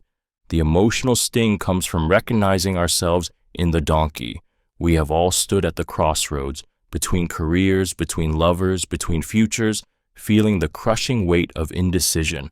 The paradox whispers that too much equality, too much symmetry, can become its own form of doom. It leaves us with a chilling realization. Sometimes the greatest danger is not making the wrong choice, but never choosing at all, and being consumed by the silence of our own hesitation. The paradox of value. The paradox of value, often called the diamond water paradox, strikes at the heart of human worth and exposes a disturbing contradiction in how we measure what truly matters. Water is essential for life. Without it, we die within days. Diamonds, on the other hand, are unnecessary for survival, mere glittering stones. Yet in markets across the world, diamonds are valued far higher than water. Why is something vital to existence considered cheap, while something ornamental and frivolous is treated as priceless? This paradox is unsettling because it highlights the gap between survival and desire, between necessity and perceived value. It reveals that our systems of worth are not built on what sustains us, but on what scarcity, demand, and human psychology decide to elevate. Water, abundant in most places, is treated as disposable. Diamonds, rare and difficult to obtain, are exalted as symbols of wealth, love, and eternity. Logic shatters when confronted with this inversion. Life itself is valued less than luxury. The paradox of value grows even darker when applied beyond economics. How many people, relationships, or even moments in life do we undervalue simply because they are abundant, only realizing their worth when they are gone? A glass of water in a desert is suddenly priceless, just as a loved one's presence feels infinite until it is taken away. The paradox is a cruel mirror, showing us that we are wired to crave what is rare while overlooking what is essential. And lurking within that truth is a terrifying thought that humanity may forever trade survival for glitter, choosing illusions of worth over the very things that keep us alive. The Arrow of Time Paradox. The arrow of time paradox is one of the most unsettling riddles in physics because it forces us to question why time feels like it only moves forward when the laws of the universe insist it doesn't have to. In our daily experience, the arrow of time points in one direction. We remember the past but not the future. Glasses shatter but never reassemble. People age but never grow younger. Yet, when scientists look at the fundamental equations of physics, the math that governs particles, forces, and motion, they find no preference for past or future. On a microscopic level, time should run just as easily backward as forward, with no distinction at all. And yet here we are, trapped in a reality where time feels irreversible, where entropy always rises, where we are dragged toward the future like prisoners on a conveyor belt we can't escape. The paradox becomes terrifying when you realize it doesn't just question physics, it questions existence itself. Why should the universe have started in such a low entropy, highly ordered state, one that allowed the arrow of time to emerge? Was it a cosmic accident, or is our very perception of time an illusion, a trick of consciousness trying to make sense of chaos? If the universe doesn't care about direction, then what are we, creatures who live and die clinging to the forward flow, supposed to believe about the reality we inhabit? What makes the arrow of time paradox so disturbing is that it undermines our most intimate certainty. We believe tomorrow is different from yesterday, that death comes after life, that moments slip away into the past forever. But physics whispers that time may not flow at all, that past, present, and future could be one frozen block of reality, and the arrow we feel pulling us forward might be nothing more than a cruel illusion. The Information Paradox. The Information Paradox is one of the most chilling puzzles in physics because it doesn't just question science, it threatens the very fabric of reality itself. It begins with black holes, those cosmic monsters that swallow everything that crosses their event horizons, light included. According to Einstein's theory of relativity, once something falls into a black hole, it is gone forever. But quantum mechanics, the other great pillar of physics, insists that information can never be destroyed. The paradox erupts when you put these truths together. What happens to the information carried by matter that vanishes into a black hole? If it's truly lost, then the laws of quantum mechanics collapse. If it somehow escapes, then our understanding of black holes is shattered. The universe cannot reconcile both, and yet both must be true. What makes the information paradox so terrifying is its scope. This isn't about a technical detail. It's about whether the universe itself is coherent or fundamentally broken. Every piece of matter, every particle, every memory of what once existed carries information. If black holes destroy that information, then the universe is bleeding meaning into nothingness, erasing history in a way that defies the laws we believed were unshakable. But if the information is preserved, hidden or scrambled in ways we cannot yet imagine, then reality itself is stranger and more unfathomable than our minds can endure.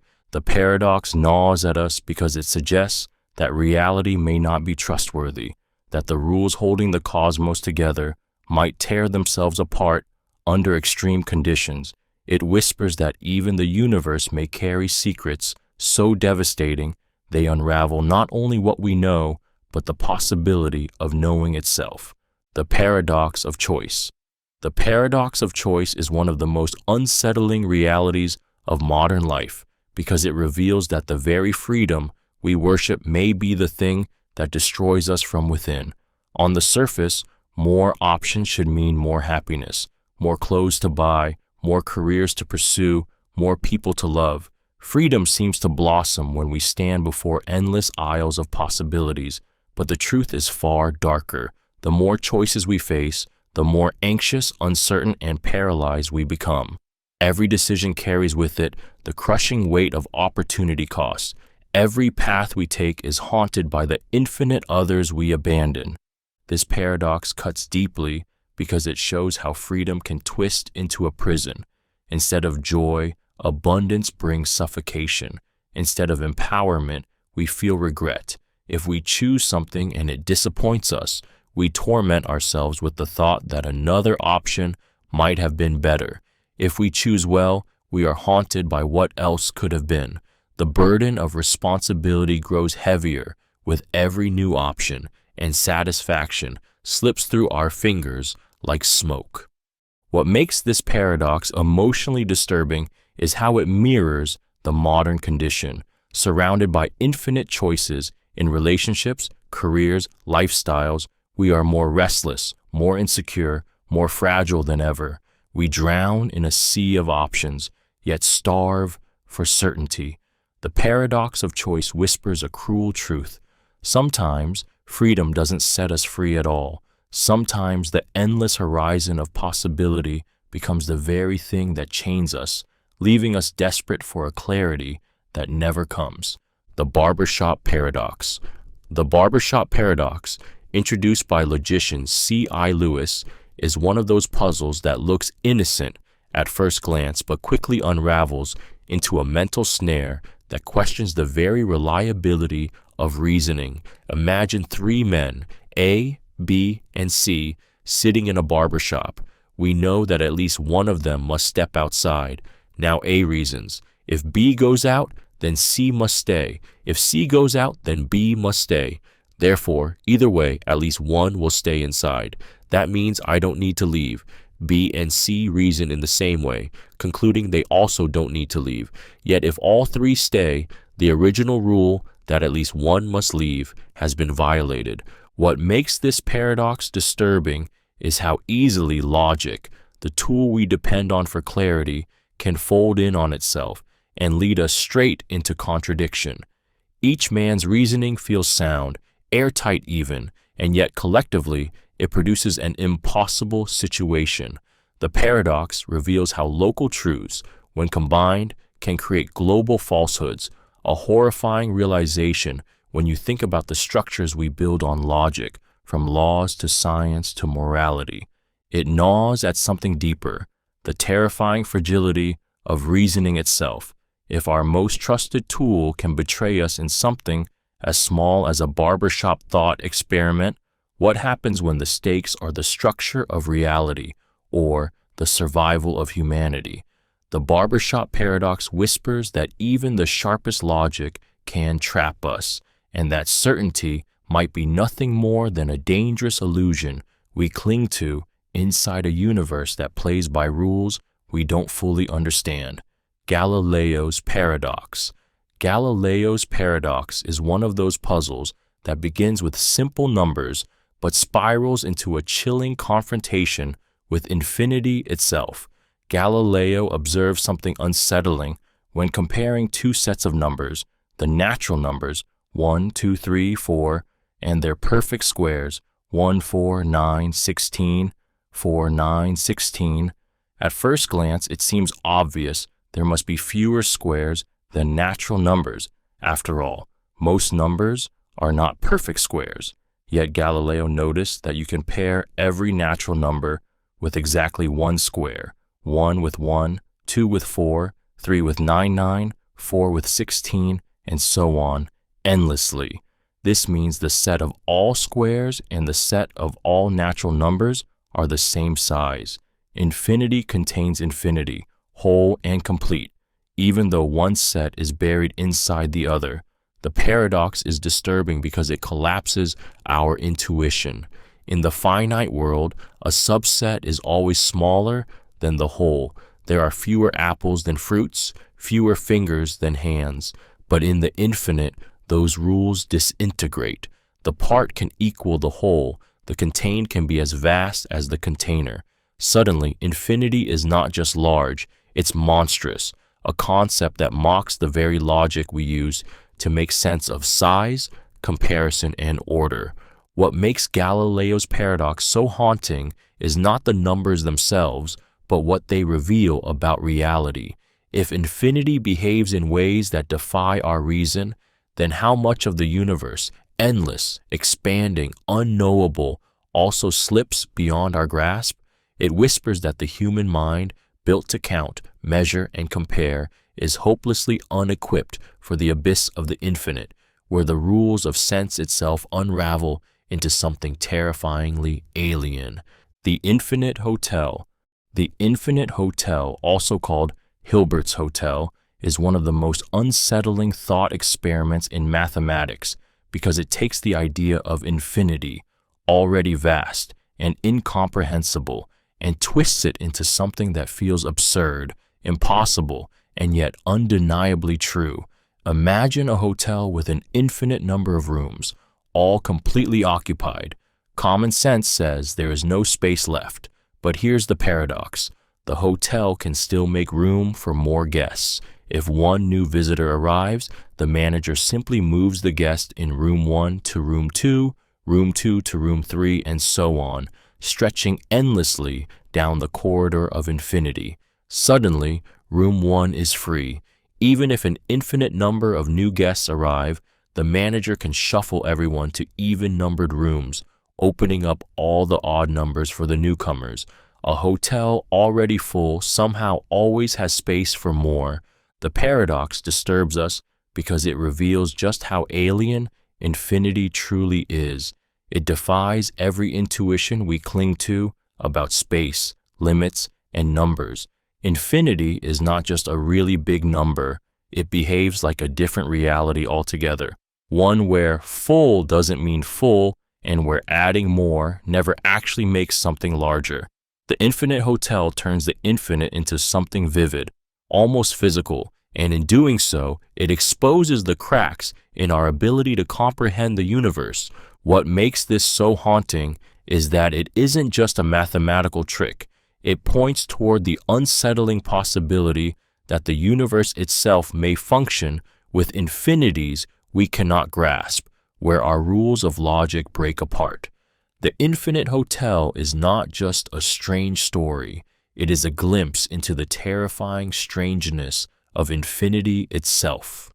The Banach-Tarski Paradox. The Banach-Tarski Paradox is one of the most mind-breaking nightmares in mathematics because it dares to claim the impossible. You can take a solid ball, cut it into a finite number of pieces, and reassemble those pieces into two identical balls the same size as the original. Out of nothing, something more is created. It feels like sorcery masquerading as logic, but it is a theorem grounded in the rigorous world of set theory and infinity. At first glance, the paradox sounds absurd, like a magician's trick. How can matter be multiplied?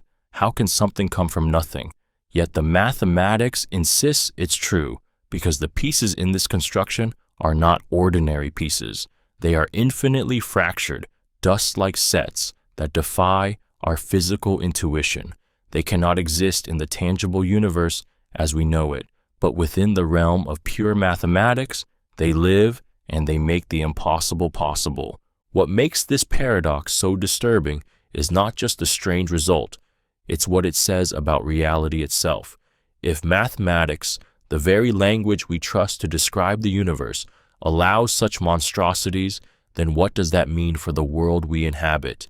It shakes the foundations of matter, suggesting that the solidity of the objects around us may be nothing but illusion, that infinity hides horrors our minds cannot grasp. The Banach-Tarski Paradox leaves us with a chilling thought. The logic we trust most deeply contains within it the seeds of impossibility, and hidden inside the infinite, reality itself can be torn apart and duplicated as if the laws of existence were nothing more than fragile suggestions. Ross-Littlewood Paradox. The Ross-Littlewood Paradox is one of those puzzles that takes something as simple as marbles in a jar and stretches it into a nightmare about infinity itself. Imagine a jar and an endless supply of marbles numbered 1, 2, 3, and so on.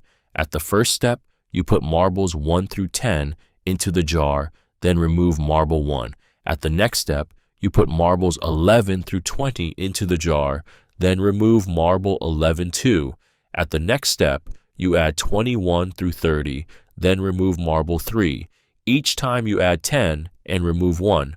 The process goes on forever. The question is terrifyingly simple.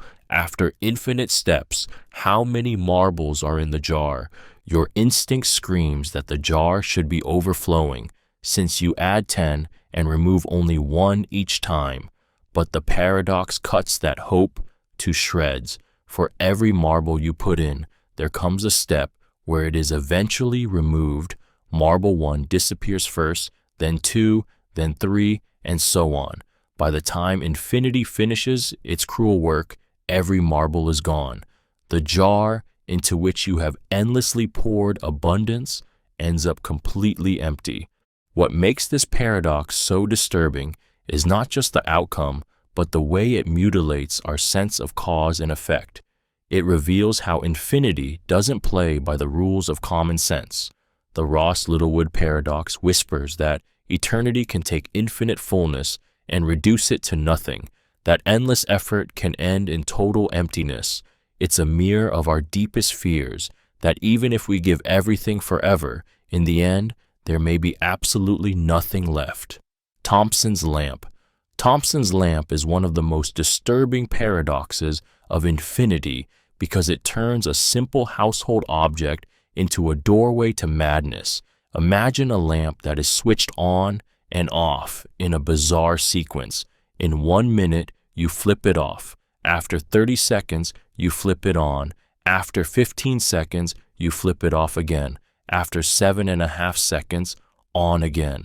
The intervals keep halving, the actions coming faster and faster, until all of them are completed within just 2 minutes. At the exact 2-minute mark, the question arises, is the lamp on or off? Every flip has been completed, yet the final state is unknowable. Both answers collapse under scrutiny, leaving you staring at a reality that refuses to resolve.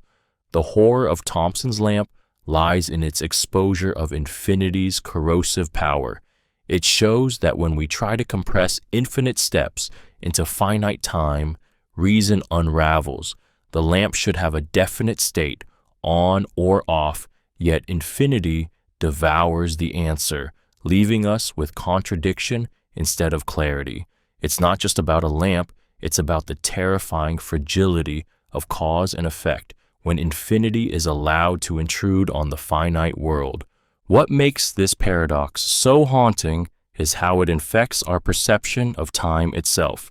If infinite actions can be packed into a moment, what does that say about reality? Are we certain time is continuous, or could it shatter under infinite division into something incomprehensible? Thomson's lamp leaves us trapped in the dark and the light at once, unable to know which world we stand in, only that infinity has broken the switch forever. The Uncountability Paradox. The Uncountability Paradox, born from Cantor's diagonal argument, is one of the most disturbing discoveries in mathematics because it shows that infinity itself comes in different incompatible sizes. At first, infinity feels like a single concept, endless, limitless, beyond measure. We can count the natural numbers forever, 1, 2, 3, and so on, without ever stopping. That's infinite.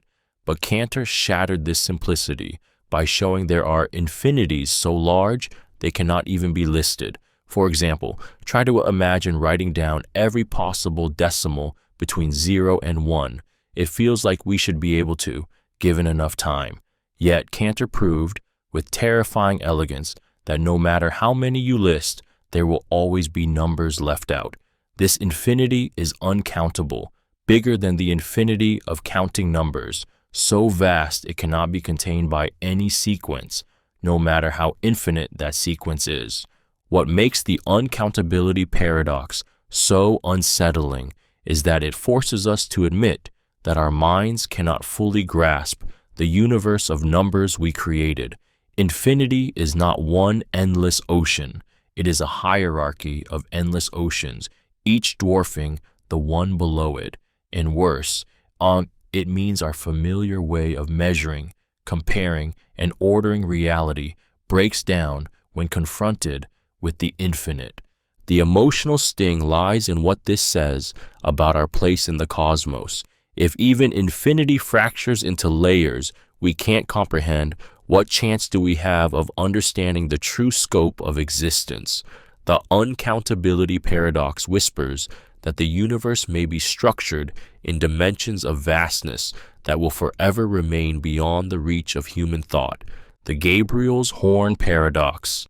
The Gabriel's Horn Paradox is one of the most unsettling creations of mathematics because it conjures an object that seems to defy the very rules of reality. Imagine a simple trumpet-shaped figure. Take the curve y equals 1 over x for all values of x greater than or equal to 1, then spin it around the x-axis. What emerges is an endless horn stretching into infinity, narrowing thinner and thinner the farther it goes. Now comes the horror. This horn has a finite volume, but an infinite surface area. That means you could fill it completely with paint, but you could never have enough paint to cover its inside surface. The paradox is disturbing because it twists our intuitions into knots. How can something be filled yet never coated? How can volume end while surface goes on forever?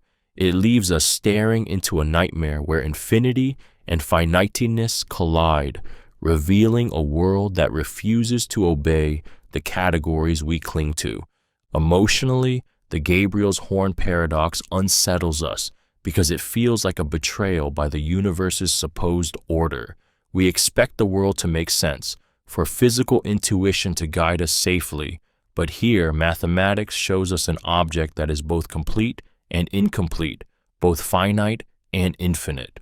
It's not just a strange shape on paper, it's a glimpse into a reality where infinity lurks beneath every surface, waiting to consume logic whole. This paradox reminds us that infinity is not a distant abstraction, but a predator built into the fabric of mathematics, capable of producing shapes so alien that they make us question whether reality itself is built on ground far shakier than we dare to admit. The paradox of the cone. The paradox of the cone, first described by Aristotle, is a thought experiment that attacks the very idea of precision in geometry and forces us to face the unsettling boundaries of reason. Imagine a solid cone standing upright. Now slice it horizontally through the middle. What is the shape of the line where the cone and the plane meet? On one hand, the cut must be a circle, since the plane intersects the cone's circular surface. On the other hand, if you think of the cone as a stack of infinitely thin triangles meeting at the tip, then the cut should touch only a single point. So which is it, a circle or a point? The paradox lies in the horrifying contradiction that it seems to be both and neither, depending on how you view it. What makes this paradox disturbing is not simply the geometry, but the way it exposes how fragile our definitions are. We crave absolutes, sharp answers, clear lines, but the cone resists clarity, slipping between two truths that cannot coexist. It forces us to admit that even in the realm of mathematics, where certainty is supposed to reign, we can encounter places where logic fractures. The paradox of the cone unsettles because it is more than a shape. It is a reflection of existence itself. When does a moment stop being the present and become the past? When does life cross into death? When does certainty dissolve into doubt? The cone's impossible slice is a reminder that reality is not always clean or absolute, but jagged and contradictory, leaving us staring into the terrifying gap between what we think we know and what may never be knowable. The measure problem. The measure problem is one of the most terrifying paradoxes in modern cosmology because it confronts us with the possibility that even the universe itself may be beyond comprehension. In cosmology, many theories suggest our universe is infinite, or at least so vast that infinite copies of events, people, and worlds must exist somewhere out there. But once infinity enters the picture, a nightmare begins. How do we measure probabilities in a reality where everything happens, not just once, but infinitely many times? If there are infinite Earths, infinite U's, infinite versions of every outcome, then what does it even mean to say something is likely or rare? In an infinite cosmos, winning the lottery is just as inevitable as never winning it at all. The paradox intensifies when physicists try to calculate predictions in these infinite scenarios. Any attempt to measure probabilities requires defining a way to cut off infinity to make sense of it, but every method leads to wildly different answers. Some measures predict bizarre universes filled with Boltzmann brains, disembodied conscious minds popping out of chaos, vastly outnumbering humans. Others predict cosmic history so strange they undermine the very laws of physics. With no agreed solution, we are left drowning in a sea of contradictions. What makes the measure problem so disturbing is the way it rips certainty from beneath us. Science, the tool we trust to explain reality, collapses under infinity's weight, offering no stable ground to stand on. It suggests we may never truly know where we are in the cosmos, or what our existence means in the face of endless repetition. The measure problem whispers that probability itself, our way of making sense of the future, may be nothing but an illusion, shattered by infinity's cruel grip. The Boltzmann Brain Paradox. The Boltzmann Brain Paradox is one of the most terrifying ideas in cosmology because it forces us to question not only the universe around us, but the very validity of our own minds. It begins with the notion of entropy, the tendency of the universe to drift toward disorder. Physicist Ludwig Boltzmann proposed that the order we see today, such as galaxies, planets, and even life, might be a rare fluctuation in an otherwise chaotic universe. But if random fluctuations can create complex systems, then a horrifying question arises. Isn't it far more likely for a single conscious brain, complete with false memories and fabricated perceptions, to pop into existence than for an entire vast universe like ours to form? This leads to the nightmare scenario.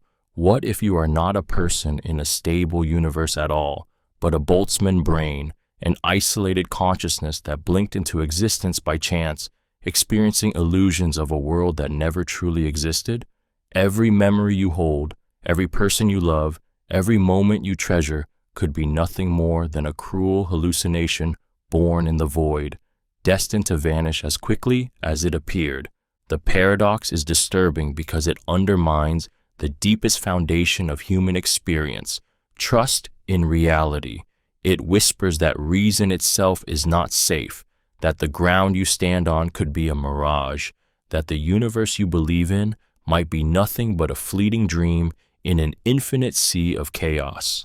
The Boltzmann Brain Paradox doesn't just question the cosmos, it questions whether you, reading these words now, have ever truly existed at all. The Gibbs Paradox. The Gibbs Paradox is one of the most disturbing puzzles in physics because it attacks the very foundation of how we think about matter, entropy, and the building blocks of reality. It begins in thermodynamics, where entropy is supposed to measure the disorder or randomness in a system. If you take two containers of gas and mix them together, entropy increases. This makes sense because the gases have spread out and created more possible arrangements. But here comes the fracture. If the two gases are identical, say both are oxygen, then mixing them should change nothing at all. The final state is indistinguishable from the starting state, and yet the mathematics seems to predict an increase in entropy anyway. How can order collapse into chaos if nothing has truly changed? The paradox digs into something haunting, the very idea of indistinguishable particles. In our everyday world, we assume objects are unique and identifiable, but in the quantum world, particles of the same type are perfectly identical, so identical that even in principle, they cannot be told apart. The Gibbs Paradox forces us to confront this alien truth, showing that the way we count, measure, and understand matter breaks down when identity itself dissolves. What makes the Gibbs Paradox emotionally disturbing is how it tears at the seams of reality. It suggests that our intuition about individuality, about separateness, about what it means for something to be itself, collapses under the microscope of physics. It's a reminder that the universe we inhabit is not built from neat, distinct parts, but from entities so eerily identical that even our definitions of order and chaos shiver and fall apart in their presence. The Paradox Paradox. Paradox Paradox is one of the most disturbing contradictions in probability because it suggests that losing, when done the right way, can somehow become winning. Imagine two games. In the first game, the odds are stacked against you. You lose more often than you win. In the second game, the rules shift so that you still lose overall, just in a different way. Each game alone is hopeless, a path to certain defeat. But here is where the paradox strikes. If you alternate between these two losing games in a specific sequence, the outcome suddenly flips and you begin to win. Two negatives combine to create a positive, a cruel inversion of common sense. What makes this paradox so disturbing is not just the mathematics, but what it implies about life itself.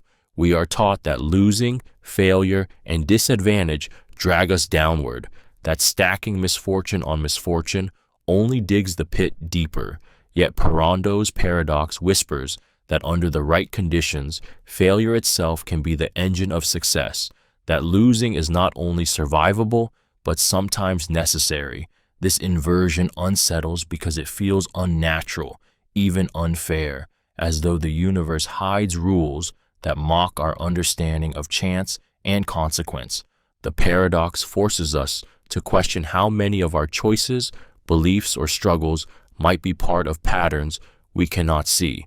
What if the defeats that scar us are not dead ends but hidden moves in a larger game that only reveals its logic when combined? Paradox Paradox is terrifying because it blurs the line between ruin and victory, leaving us trapped in the thought that sometimes the only way to win is to keep losing first. The St. Petersburg Paradox. The St. Petersburg Paradox is one of the most disturbing puzzles in probability and decision-making because it reveals the unsettling gap between what logic demands and what human instincts can bear. The game is simple. You pay a fee to enter, and a coin is tossed until it lands on tails. If the first tail comes up on the first toss, you win $2. If it comes up on the second toss, you win $4. On the third toss, $8. Each time the coin avoids tails, the potential winnings double. Mathematically, the expected value of this game is infinite. You should, in theory, be willing to pay any amount to play, even millions of dollars, because the potential payout stretches endlessly upward. But in reality, no sane person would risk their fortune for this game. Most people wouldn't even pay more than a modest sum. This paradox is disturbing because it exposes a rift between the cold certainty of mathematics and the trembling instincts of human reason. Logic insists the game is infinitely valuable, but our intuition recoils, knowing that the odds of seeing those astronomical payouts are vanishingly small. It leaves us with the terrifying suspicion that our minds are not equipped to handle infinity, that even in something as simple as a coin toss, reality can slip away from understanding. The St. Petersburg Paradox doesn't just challenge mathematics, it undermines trust in our ability to make rational decisions. It suggests that the frameworks we use to weigh risk and reward may collapse when faced with infinity, leaving us stranded in a world where logic tells us to leap, but our instincts scream that the abyss is waiting. The Ellsberg Paradox. The Ellsberg Paradox is one of the most unsettling revelations in decision theory because it exposes how fear and uncertainty distort human reason, dragging us into choices that defy logic. Imagine being offered two urns. The first contains exactly 50 red balls and 50 black balls. The second also contains 100 balls, but The ratio of red to black is completely unknown. You're asked to bet on drawing a red ball. Most people choose the first urn, where the odds are clear, even though the second urn might offer the exact same chance, or even better. When asked again to bet on black, people still choose the first urn, contradicting their earlier logic. This reveals a deep and disturbing truth. Humans prefer the comfort of known risks over the abyss of uncertainty, even when it traps them in irrationality. What makes the Ellsberg Paradox so haunting is the way it lays bare our vulnerability to ambiguity. It shows that beneath our rational surface lies a mind desperate for control, willing to abandon logic for the illusion of certainty. We claim to value reason, yet when confronted with the unknown, we recoil, driven not by facts but by fear. The emotional sting comes from recognizing this weakness in ourselves. Life is filled with unknown urns, investments, relationships, choices about the future. We shy away from uncertainty, even when embracing it might lead us somewhere better. The Ellsberg Paradox forces us to confront an uncomfortable truth, that our need for safety often chains us to mediocrity, and that the terror of not knowing can rule us more powerfully than the facts ever could. The Allais Paradox. The Allais Paradox is one of the most unsettling revelations in decision theory, because it shows that human beings, even when faced with clear probabilities, betray logic for emotion, and in doing so, reveal the terrifying fragility of our own reasoning. Imagine being offered a choice, a guaranteed $1 million, or a gamble with a high chance of winning the same $1 million plus even more. Most people take the sure thing, clinging to certainty. But when the setup is shifted, when the probabilities change slightly, removing the guarantee but still offering a favorable gamble, those same people suddenly abandon caution and choose the risk. The choices contradict each other, violating the rules of rational decision-making. The paradox is disturbing because it reveals a split between what logic demands and what our hearts crave. Faced with risk, we bend our reasoning around fear and desire, clinging to certainty when it feels close, lunging for chance when certainty vanishes. It's not just irrational, it's inconsistent, proof that even when the stakes are clear, human behavior is governed by invisible forces we can't control. What makes the Allais Paradox so haunting is the mirror it holds up to us. It whispers that we are not the rational creatures we pretend to be, that beneath our polished justifications lies a trembling animal swayed by the terror of loss and the intoxication of possibility. It exposes how easily our confidence in reason collapses, how fragile our choices are, and how even with numbers laid bare before us, we cannot escape the emotional traps woven into our own minds. The Friendship Paradox. The Friendship Paradox is a psychological knife that cuts deep into how we see ourselves and others, and its truth is as unsettling as it is unavoidable. It begins with a strange mathematical observation. On average, your friends have more friends than you do. At first, it sounds impossible, almost insulting, but the explanation is brutally simple. People with more friends are more likely to show up in everyone else's social circles, skewing the averages. The result is that, statistically, most of us feel less connected than the people around us. What makes this paradox disturbing is not just the math, but the emotional wound it reveals. It explains why we so often feel lonelier than our peers, why social media drags us into spirals of inadequacy. You scroll through endless photos of friends surrounded by people, laughing, traveling, celebrating, and you feel like the odd one out. But it isn't just perception.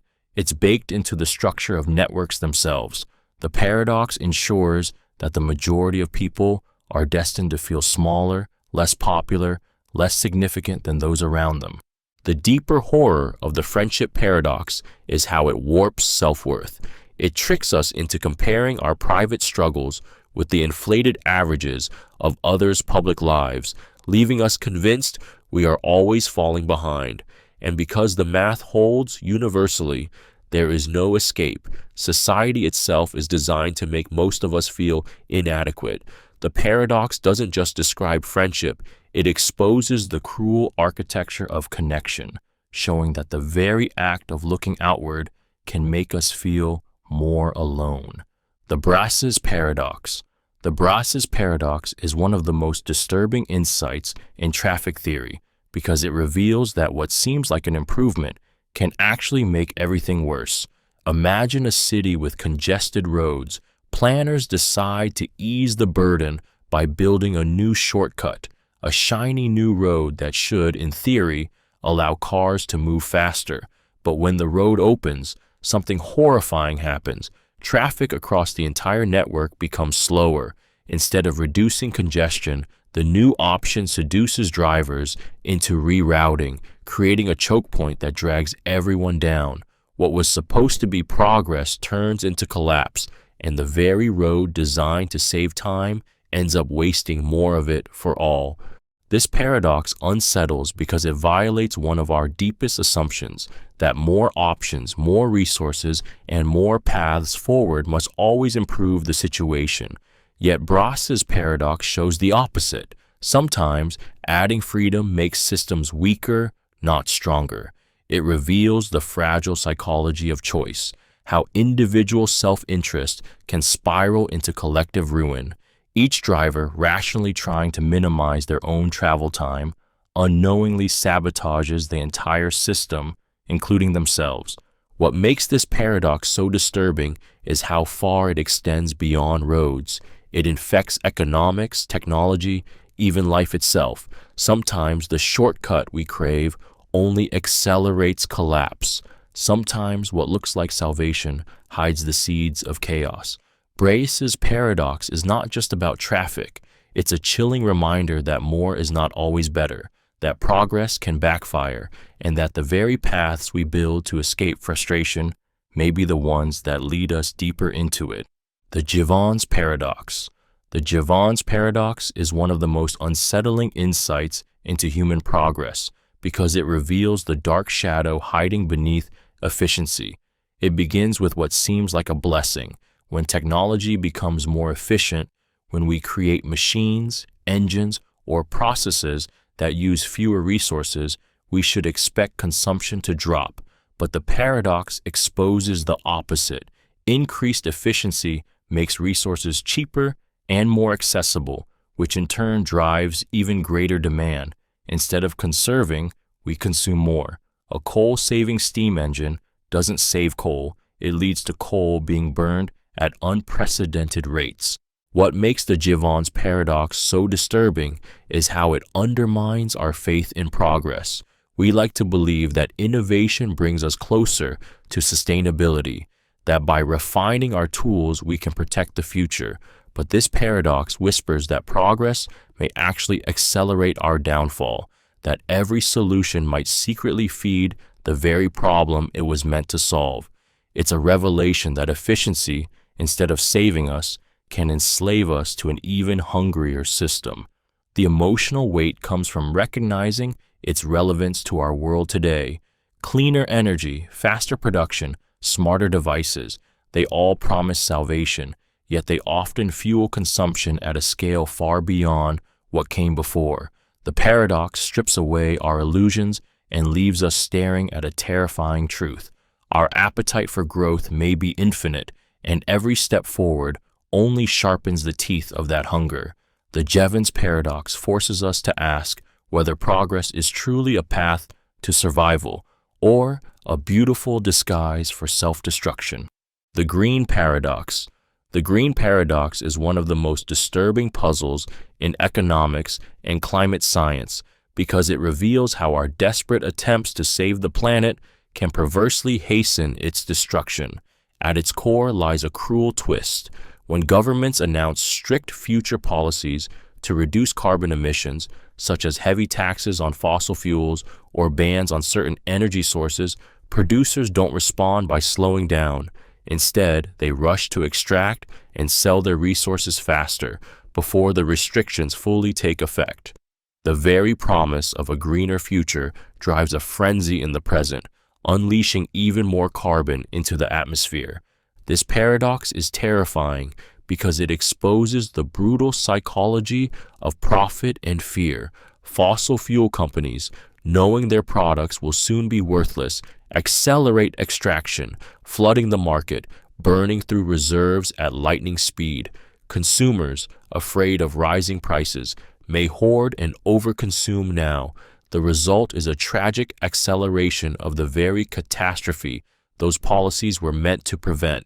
It feels like trying to put out a fire with gasoline, watching the flames roar higher with every attempt to smother them.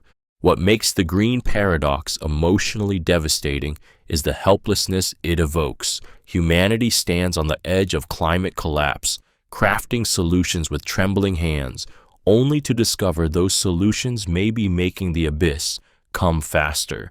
It is a reminder that even noble intentions can backfire when tangled with greed, fear, and the relentless machinery of economics. The green paradox whispers a chilling truth. In our attempt to slow destruction, we may be the ones pressing harder on the accelerator, racing blindly toward the very ruin we are trying to avoid. The Abilene Paradox. The Abilene Paradox is a chilling lesson in how groups can betray themselves, driving everyone into misery, not because of conflict, but because of silence. It tells the story of a family sitting in Texas on a scorching afternoon. Someone casually suggests taking a long, exhausting trip to Abilene for dinner. No one actually wants to go, but each person, fearing disagreement, nods along to avoid rocking the boat.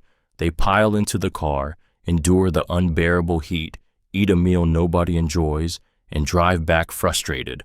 Only then do they confess the truth. None of them ever wanted to go in the first place.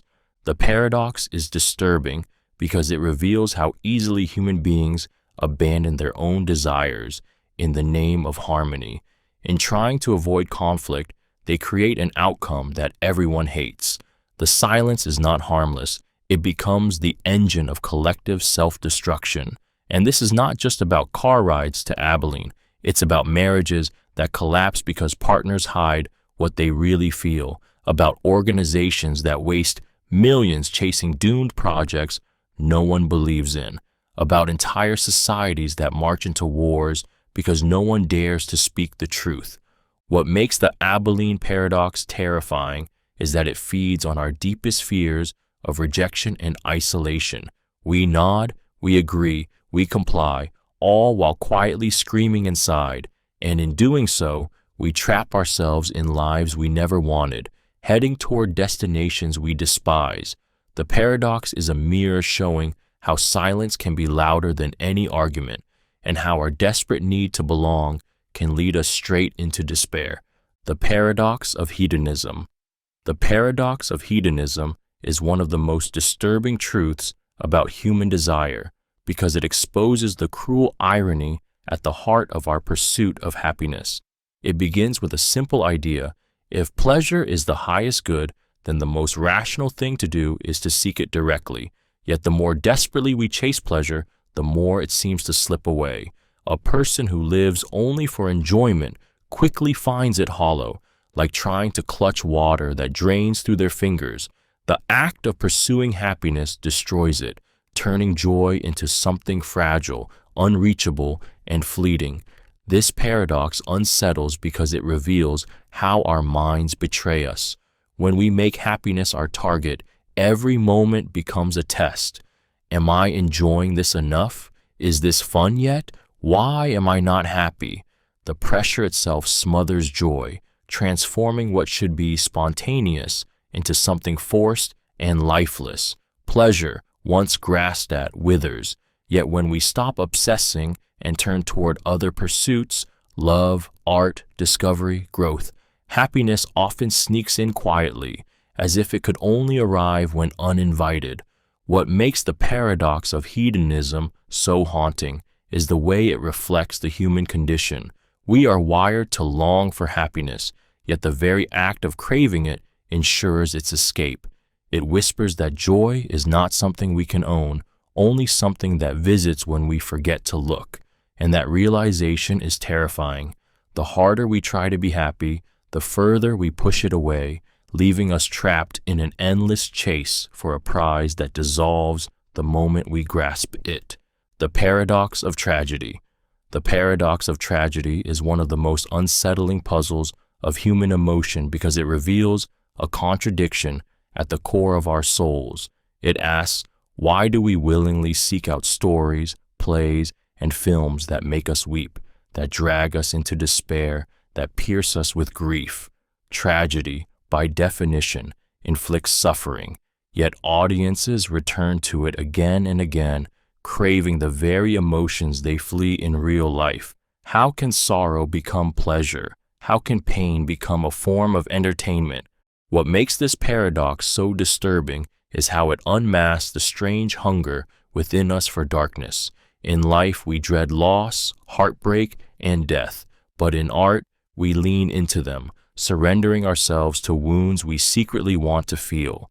Tragedy offers no comfort, no happy ending, yet we are drawn to it as if it touches something essential in our nature.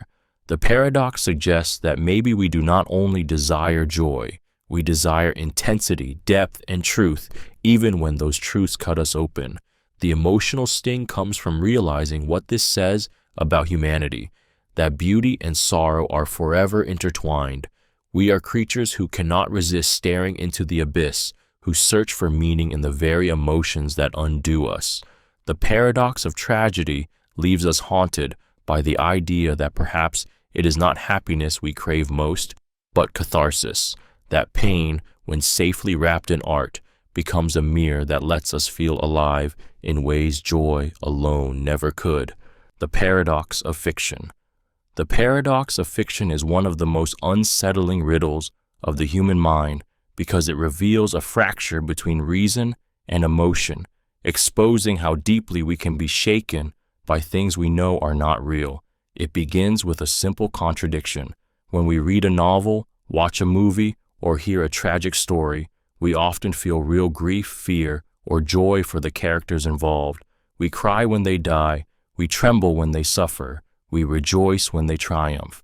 Yet, at the same time, we know fully, consciously, that these people do not exist. They are shadows of imagination, mere words on a page or images on a screen. How can we feel such powerful emotions toward things we know to be unreal? The paradox gnaws at something primal, the way the mind can blur reality and illusion. If our emotions can be so easily stirred by fictions, then what does that say about the solidity of our emotional world? Are our feelings grounded in reality, or are they fragile constructs that can be hijacked by stories, illusions, and lies? The paradox of fiction forces us to face the possibility that the boundaries between truth and fantasy in our hearts are far weaker than we dare to admit.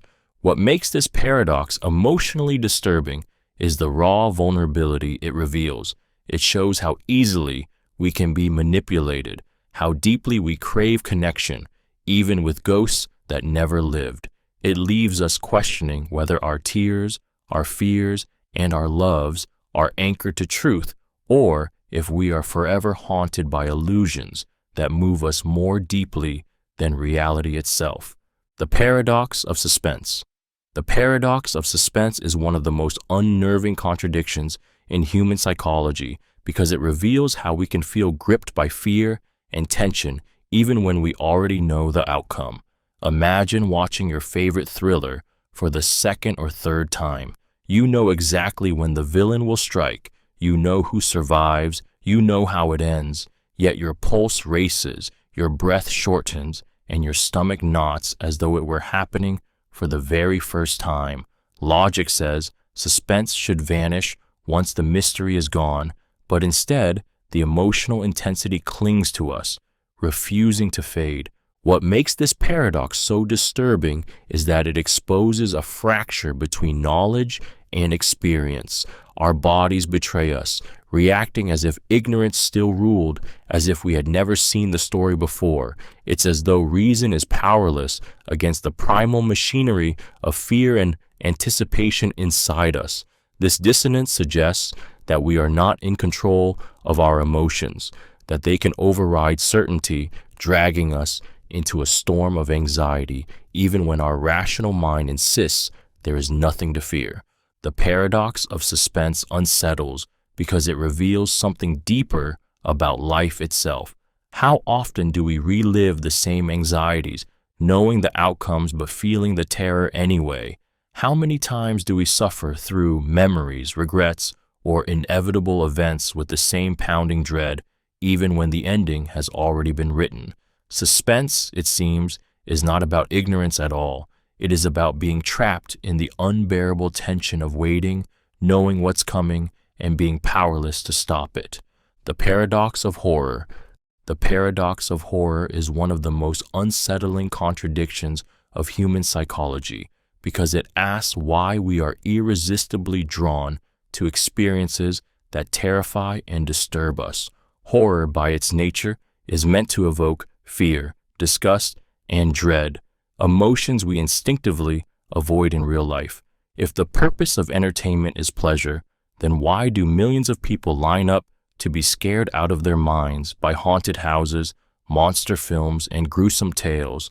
How can we enjoy what, in reality, would leave us traumatized or broken? It feels impossible, and yet it is one of the most common human experiences. This paradox disturbs us because it flips our understanding of desire upside down. Horror creates suffering, racing hearts, sweaty palms, nightmares, and yet within the safety of fiction, we find those very sensations thrilling, even addictive. It reveals a darker side of the human soul, that we crave fear when it comes wrapped in the illusion of control. Safe terror gives us the rush of survival without the true risk of death, allowing us to taste the abyss without being consumed by it. In the theater, the monster dies, the lights come on, and we are alive, exhilarated by having brushed so close to annihilation. What makes the paradox of horror so chilling is what it says about us. Perhaps we are not seekers of comfort, but creatures drawn to danger, built to stare into the void and feel it stare back.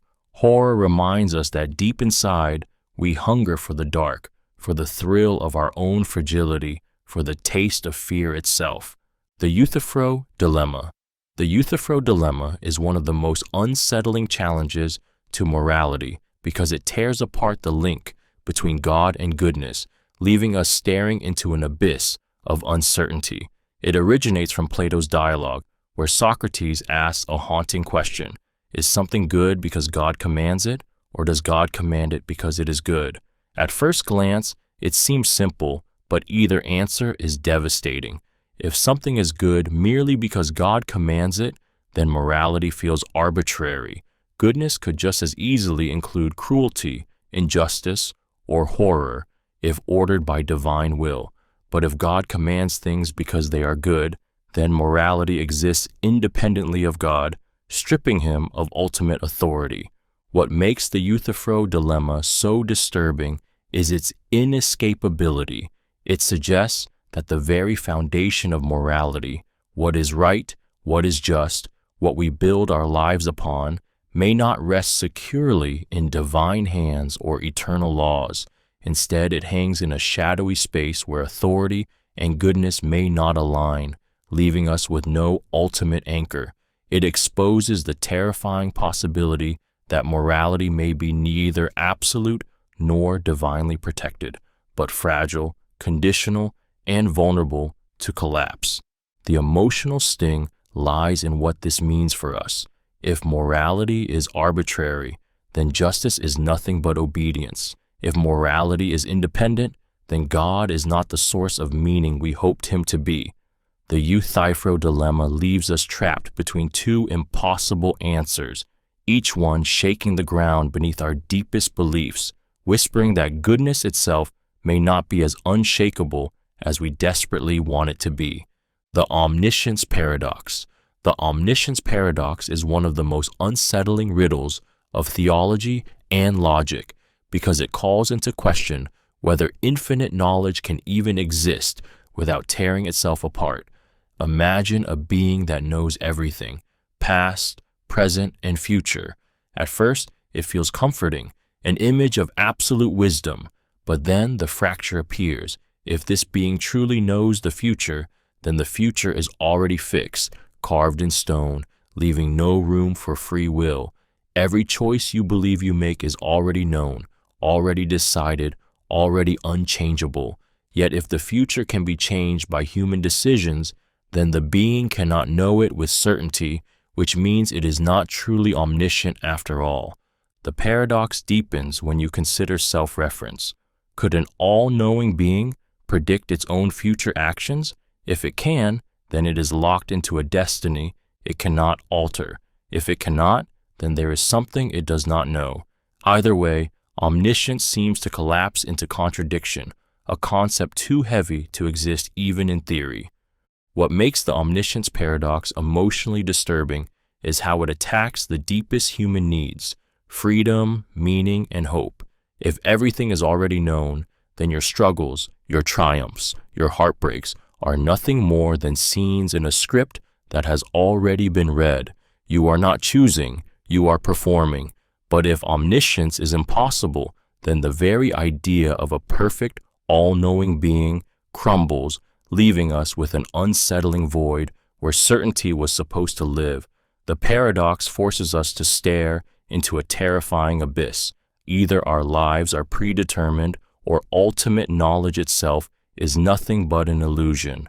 The paradox of foreknowledge. The paradox of foreknowledge is a terrifying puzzle about fate, freedom, and the crushing weight of inevitability. It asks, if the future is already known, whether by a god, a prophet, or some perfect predictor, can we ever act freely, or are we prisoners of a script we cannot change? Imagine someone tells you with absolute certainty that tomorrow you will raise your right hand at noon. When the moment comes, you might try to resist, to prove them wrong. But even in resisting, you fulfill the prophecy. Your refusal becomes the very act that was foreseen. No matter how desperately you fight, the prediction wins, and your freedom dissolves into the illusion of choice. What makes this paradox so disturbing is that it strikes at the core of human identity. We build our lives on the belief that we are agents of our own destiny, that our decisions matter. Yet foreknowledge undermines this completely. If the future can be known in advance, it must already be fixed, carved into the fabric of reality. And if it is fixed, then every struggle, every triumph, every heartbreak is nothing more than the unfolding of what was always going to happen. The paradox of foreknowledge is more than a riddle about prophecy. It is a shadow hanging over existence itself. It whispers that free will may be a comforting lie, that every decision we think we make has already been made, that we are actors in a play whose ending has long been written. And the most unsettling part is this: if the script is already known, then even our rebellion against fate is only another line we were destined to speak. The Doomsday Argument. The Doomsday Argument is one of the most terrifying thought experiments ever proposed because it takes cold probability and turns it into a prophecy of our extinction. It begins with a simple but disturbing idea. Imagine all humans who will ever live, from the first to the very last.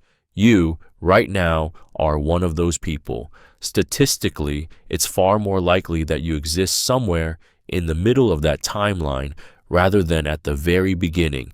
If humanity were destined to thrive for millions of years, birthing trillions upon trillions of people, then the odds of you existing so early, among the first 100 billion or so, would be astronomically low. The very fact that you are alive now suggests that humanity's future population is not so vast after all, and that the end may be far closer than we dare to admit. What makes the Doomsday Argument so disturbing is the cold logic that underpins it. It doesn't rely on war, climate collapse, or technology run amok, but on sheer probability.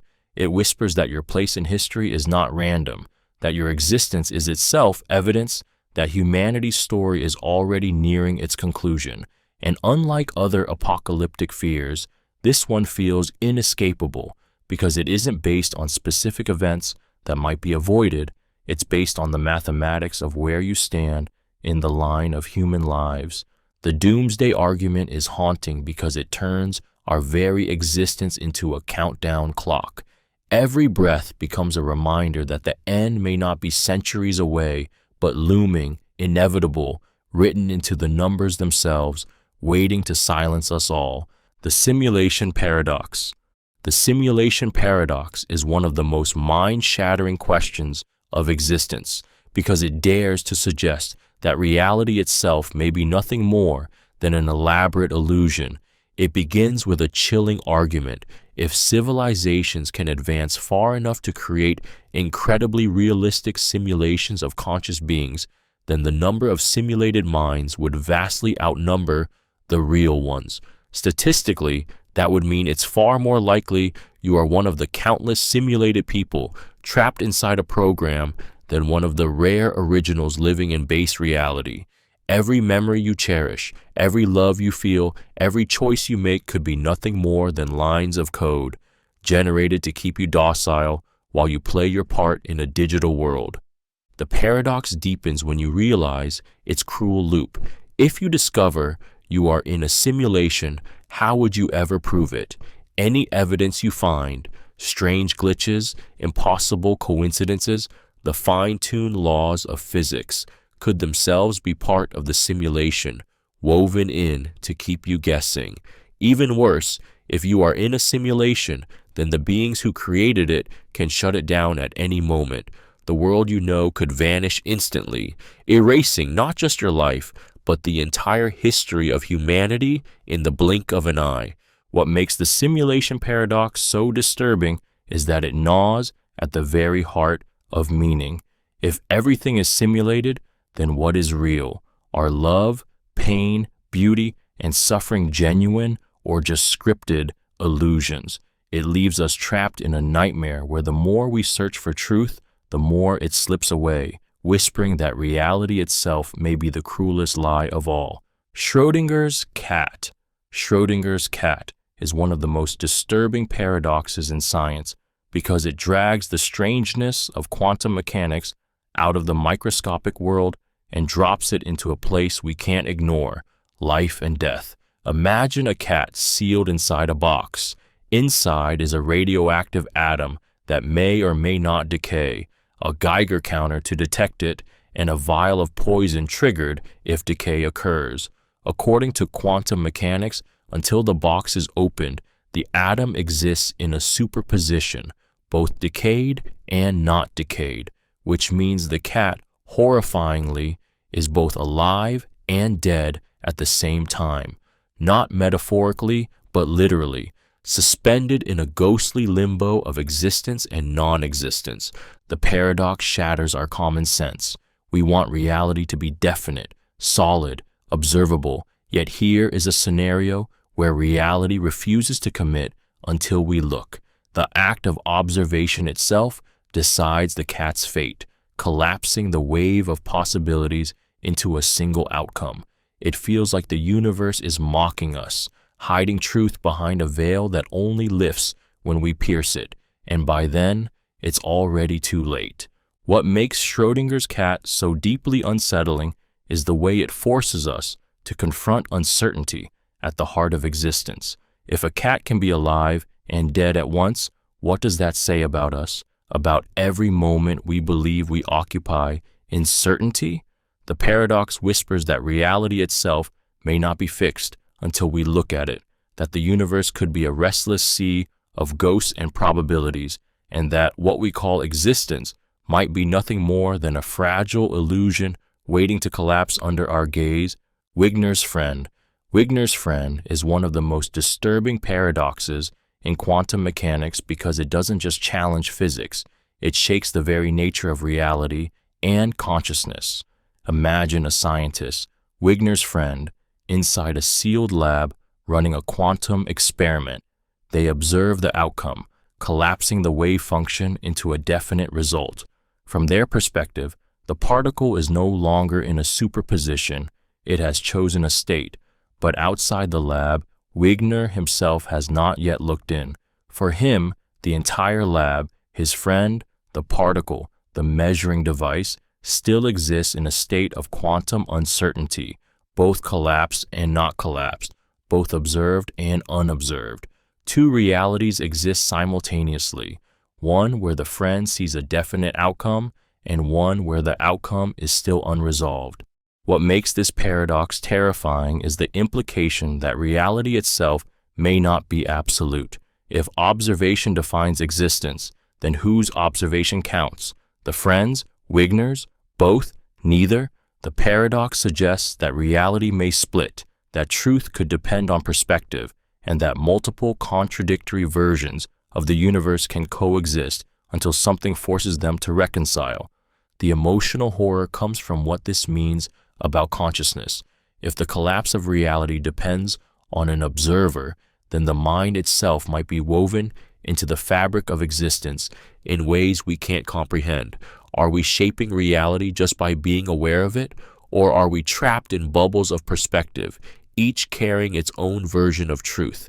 Wigner's friend leaves us haunted by the possibility that the world is not a single, stable reality at all, but a fractured mirror where truth itself is subjective, fragile, and terrifyingly unstable. The Quantum Suicide Paradox. The Quantum Suicide Paradox is one of the most disturbing and chilling interpretations of quantum mechanics because it ties the bizarre world of physics to the raw fear of death.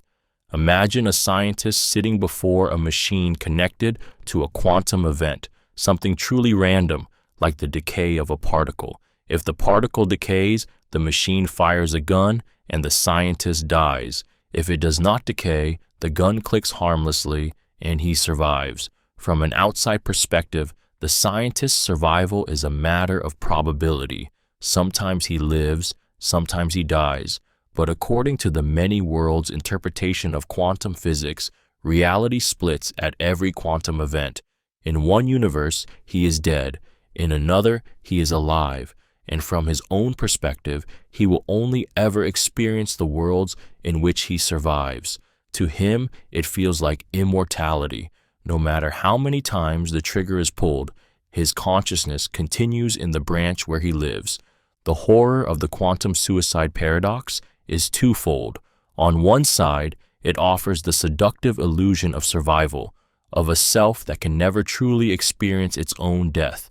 On the other, it paints a nightmarish picture of countless parallel worlds littered with corpses, endless versions of the self cut down, suffering, extinguished, while a single thread of awareness limps forward. What makes this paradox so disturbing is the way it blends science with existential dread. It whispers that your life may be nothing more than a narrow corridor of chance, that death surrounds you in infinite shadows, and that survival itself might not be triumph, but a cruel illusion stretched across the endless multiverse. The measurement problem. The measurement problem is one of the most unsettling paradoxes in quantum physics because it suggests that reality itself may not exist in any definite form until someone observes it. In the quantum world, particles don't sit neatly in one place or another. They exist in a strange cloud of probabilities, occupying multiple possible states at once. This is called superposition, but the moment we try to measure them, the wave of possibilities collapses into one single outcome. A particle that was everywhere suddenly becomes somewhere. The question is, what causes this collapse?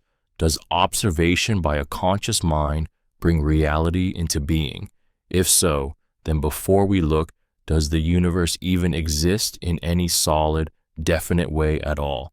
This paradox is terrifying because it implies that reality depends on measurement, that the solid world around us might be nothing more than a shimmering haze waiting for our gaze to crystallize it. It leaves us wondering if the universe is objective or if it only becomes real when noticed. If observation is what decides outcomes, then what does that say about the billions of moments we never see? Do they vanish into nothingness, or do they live on in alternate realities forever beyond our grasp? What makes the measurement problem so haunting is that it turns existence into a question mark. It forces us to confront the possibility that everything we take for granted, the chair you sit on, the stars above you, even your own body, might not be as solid as it feels, but instead a fragile illusion that depends on awareness itself. Reality may not be fixed. It may only exist when we dare to look. Maxwell's Demon Paradox. Maxwell's Demon Paradox is one of the most chilling thought experiments in physics because it threatens to rip apart the second law of thermodynamics, the very principle that tells us the universe slides inevitably toward chaos. Imagine a tiny, all-seeing demon guarding a door between two chambers of gas. The demon opens and closes the door with precision, allowing only fast-moving molecules to pass one way and slow-moving molecules the other. Slowly, without expending energy, the demon creates one chamber blazing hot and the other icy cold. In doing so, it decreases entropy, the measure of disorder, defying the law that entropy must always increase. The paradox is horrifying because it suggests that order could spontaneously rise from chaos, that the inevitable decay of the universe into heat death might not be so inevitable after all. If such a being could exist, it would rewrite the fate of everything, bending the iron rule that governs stars burning out, galaxies dimming, and all life eventually vanishing. It calls into question whether the laws of physics are truly unbreakable or if intelligence, however small, can cheat reality itself. What makes Maxwell's demon so emotionally disturbing is the shadow it casts over certainty. We cling to the laws of physics as if they are the bedrock of existence, the one thing immune to contradiction. Yet here is a creature, imagined but possible in theory, that breaks the unbreakable. It forces us to confront the terrifying thought that even the deepest laws of nature might not be absolute, that the order of the universe could be undone by a watchful intelligence flicking a door open and closed in the dark. The Loschmidt's Paradox. The Loschmidt's Paradox is a terrifying crack in the foundation of physics because it challenges the very idea of time's arrow, the reason we believe the past is behind us and the future lies ahead. At its core, it confronts the contradiction between two truths. On one hand, the laws of mechanics, the equations that describe the motion of particles, are perfectly reversible.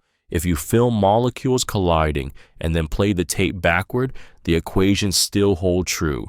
Nothing in physics forbids time from flowing the other way. On the other hand, our experience of reality screams the opposite. Entropy, the measure of disorder, always increases.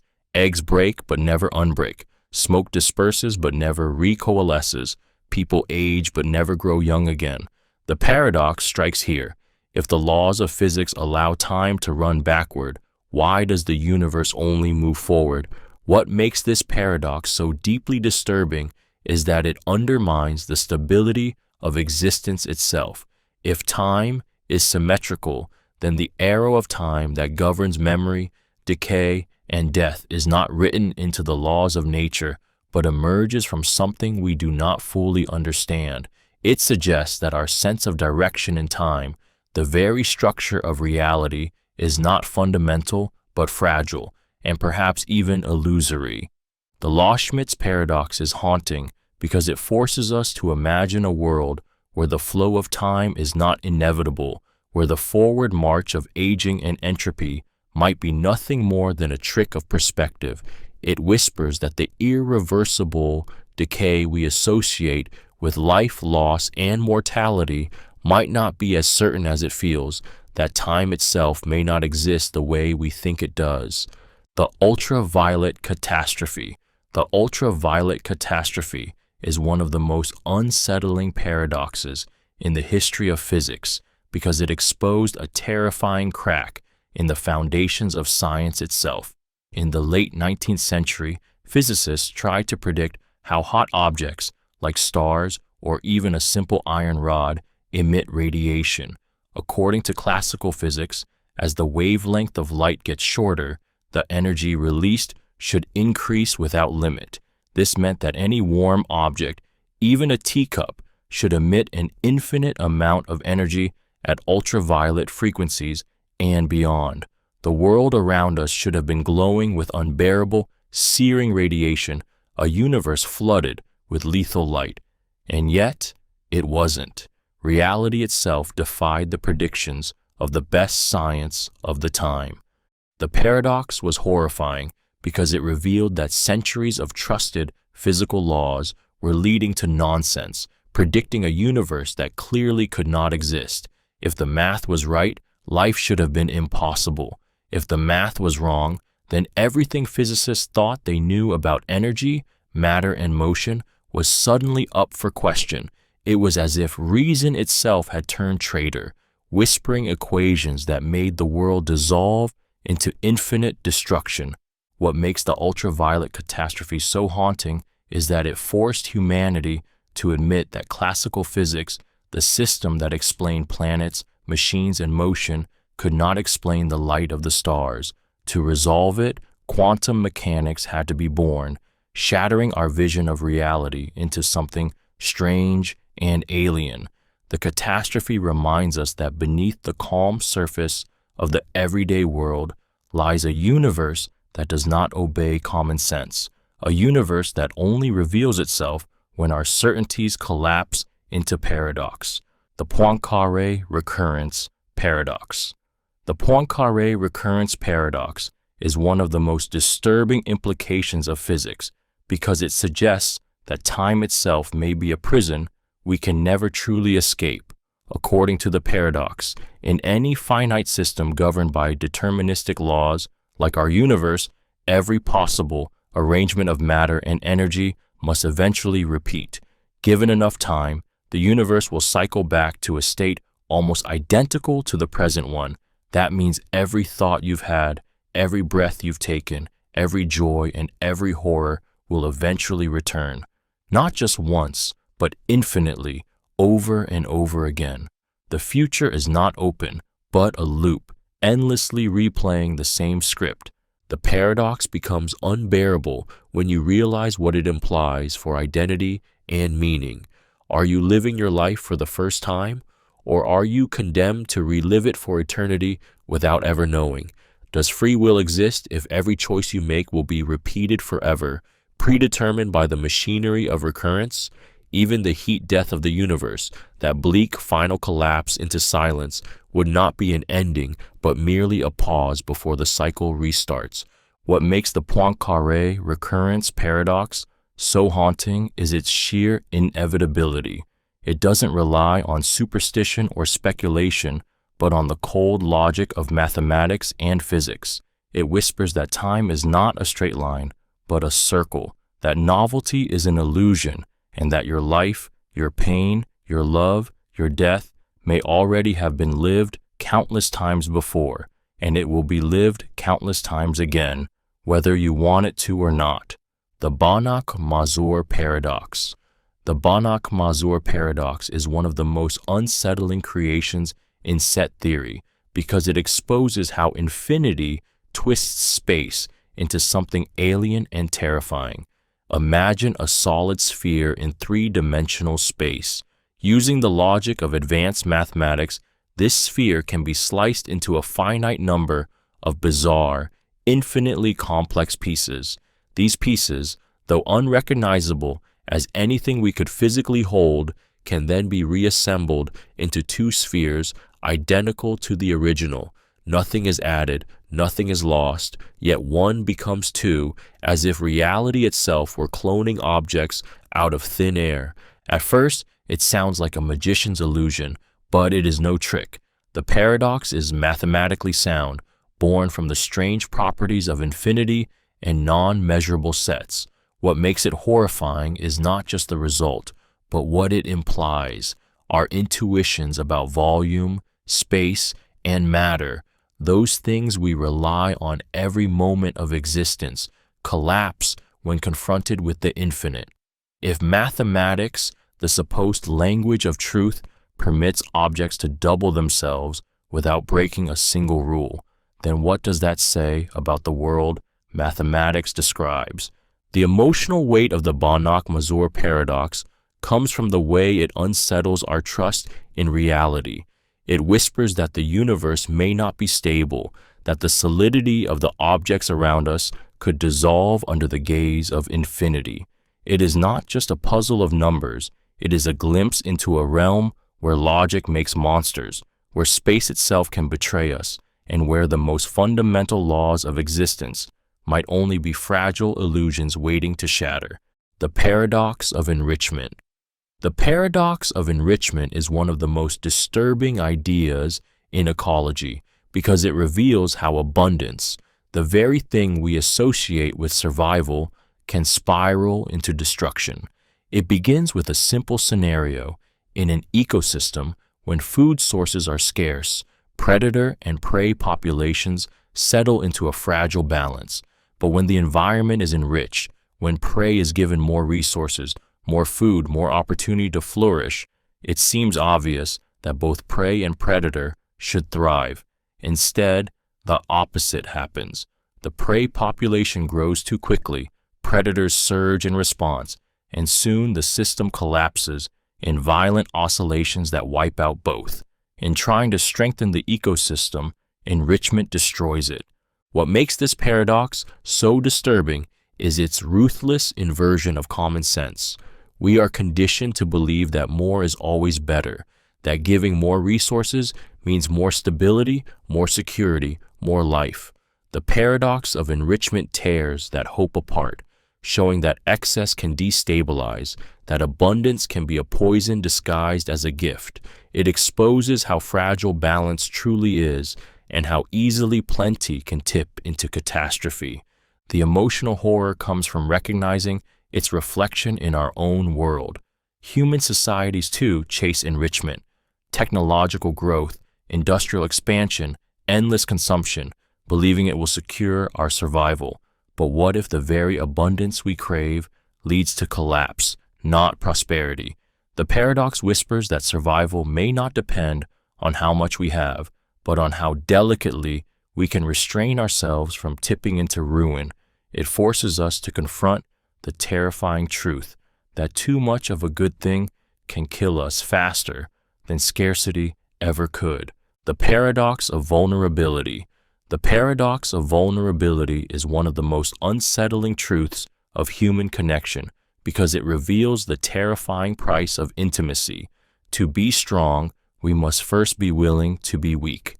At its core, the paradox says that when we hide our fears, our insecurities, and our wounds, we may feel safer, but we also remain isolated, locked inside walls we've built to protect ourselves.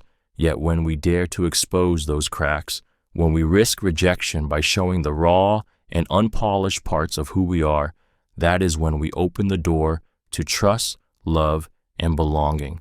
Vulnerability feels like surrender, but it is the only path to genuine strength. The disturbing power of this paradox lies in its cruelty. What we most fear, being hurt, judged, or abandoned, is exactly what we must risk in order to find the very connection we crave. To protect ourselves too fiercely is to guarantee loneliness. To step into vulnerability is to risk pain that could shatter us.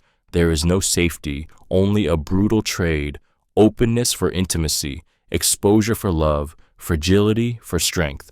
What makes the paradox of vulnerability so haunting is that it mirrors the human condition itself.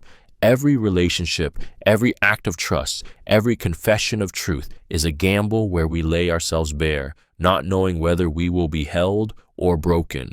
It whispers that the only way to truly live is to walk willingly into danger, not of physical death, but of emotional annihilation.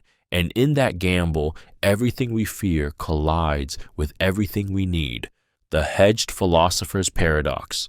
The Hedged Philosopher's Paradox is one of the most unsettling traps of reasoning because it reveals how the attempt to protect ourselves from error can leave us stranded in a prison of endless doubt.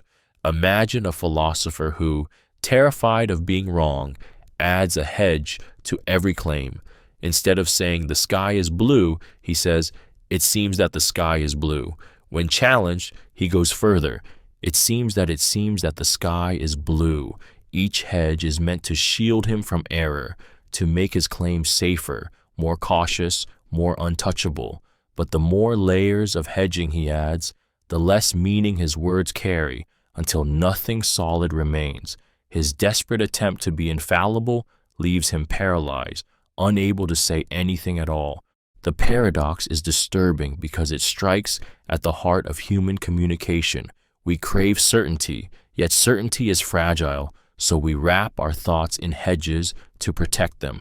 But every hedge also weakens the claim, turning truth into fog. Push this to its limit, and language itself collapses into a hollow echo of hesitation. The philosopher who wanted absolute safety ends up trapped in silence, buried under the very armor meant to protect him. What makes the hedged philosopher's paradox so haunting is how familiar it feels. We hedge in our own lives, softening our words, blurring our convictions, hiding behind maybes and perhaps to avoid being wrong. But the paradox reminds us that in our fear of error, we may surrender truth entirely, leaving us with nothing but shadows of meaning and a terrifying emptiness where certainty once lived. The Sorcerer's Apprentice Paradox. The Sorcerer's Apprentice Paradox is one of the most unnerving illustrations of power without wisdom, showing how control can spiral into chaos with terrifying speed. The story is ancient but unforgettable. An apprentice, eager to prove his skill, borrows his master's magic to perform a simple task, commanding a broom to carry water. At first, it works perfectly, but soon the apprentice realizes he cannot stop it. The broom obeys endlessly, bringing bucket after bucket until the room floods. Every attempt to halt or destroy it only makes things worse, multiplying the chaos, turning help into harm. The paradox lies in the trap of automation and command. Once a process is set in motion without the full knowledge of how to guide or stop it, the very tool meant to serve becomes a weapon of destruction. It reflects a chilling truth about human ambition. We are always reaching for powers we don't fully understand, technologies, systems, even artificial intelligence, hoping they will serve us, yet blind to how quickly they might slip beyond our control. What makes this paradox so disturbing is not just the apprentice's mistake, but how clearly it mirrors our own world. It whispers of our reckless faith in progress, of our willingness to unleash forces without knowing their consequences. The Sorcerer's Apprentice Paradox is more than a cautionary tale. It is a nightmare reminder that the line between mastery and ruin is thin, and that in our eagerness to command the world, we may summon something we cannot silence, drowning ourselves in the very flood we created. The Paradox of Inquiry. The Paradox of Inquiry, also known as Menno's Paradox, is a psychological snare that shakes the very possibility of learning itself. It begins with a question posed by Plato. How can you ever search for knowledge when you don't know what you're looking for? If you already know what you seek, then inquiry is unnecessary. You already possess the answer. But if you do not know, then how will you even recognize the truth when you stumble upon it? Either way, inquiry seems impossible, leaving us trapped between ignorance and futility. What makes this paradox so disturbing is that it strikes at the core of human existence. Our lives are defined by learning, reaching for truths, seeking meaning, trying to understand the world. Yet the paradox of inquiry suggests that this pursuit may be doomed from the start, that every act of learning is built on a contradiction. We are groping in the dark for something we cannot recognize, guided by instincts we cannot justify, pretending we know what we are searching for when we truly don't. The emotional weight of this paradox is crushing because it exposes the fragility of growth, knowledge, and even identity. How much of what we call learning is really just remembering what was already buried inside us? How much of discovery is luck disguised as insight? The paradox of inquiry whispers that the search for truth may be less about finding answers and more about circling endlessly in a labyrinth where recognition itself is uncertain. It terrifies us because it suggests that the very act of seeking meaning could be meaningless, that understanding might forever hover just beyond the Barber Paradox. The Barber Paradox is one of the most unsettling logical traps ever conceived because it seems so simple on the surface, yet unravels into an impossible knot the deeper you think about it. It goes like this. In a small town, there is a barber who shaves everyone who does not shave themselves. The rule is absolute. Every man must either shave himself or be shaved by the barber. Now here's the question. Who shaves the barber? If the barber shaves himself, then according to the rule, he should not shave himself because he only shaves those who do not shave themselves. But if he does not shave himself, then he must be shaved by the barber, which means he is shaving himself again. Either way, the situation collapses into contradiction. At first glance, it feels like a harmless brain teaser, but the deeper implications are profoundly disturbing. It challenges the very foundation of logic and self-reference, revealing that even the simplest seeming rules can lead to paradoxes that defy resolution. It creates a mental loop with no escape, a scenario where existence itself feels broken, where reality contradicts itself by simply following its own definition. This is why it unsettles us. It feels like a trapdoor beneath reason, pulling us into a space where truth dissolves into absurdity. What makes the Barber Paradox so haunting is not just its logical impossibility, but what it suggests about the limits of human understanding. If language and rules can betray us so easily, what other contradictions lie hidden in the way we describe reality? It's not just about a barber in a village. It's about the terrifying fragility of order itself.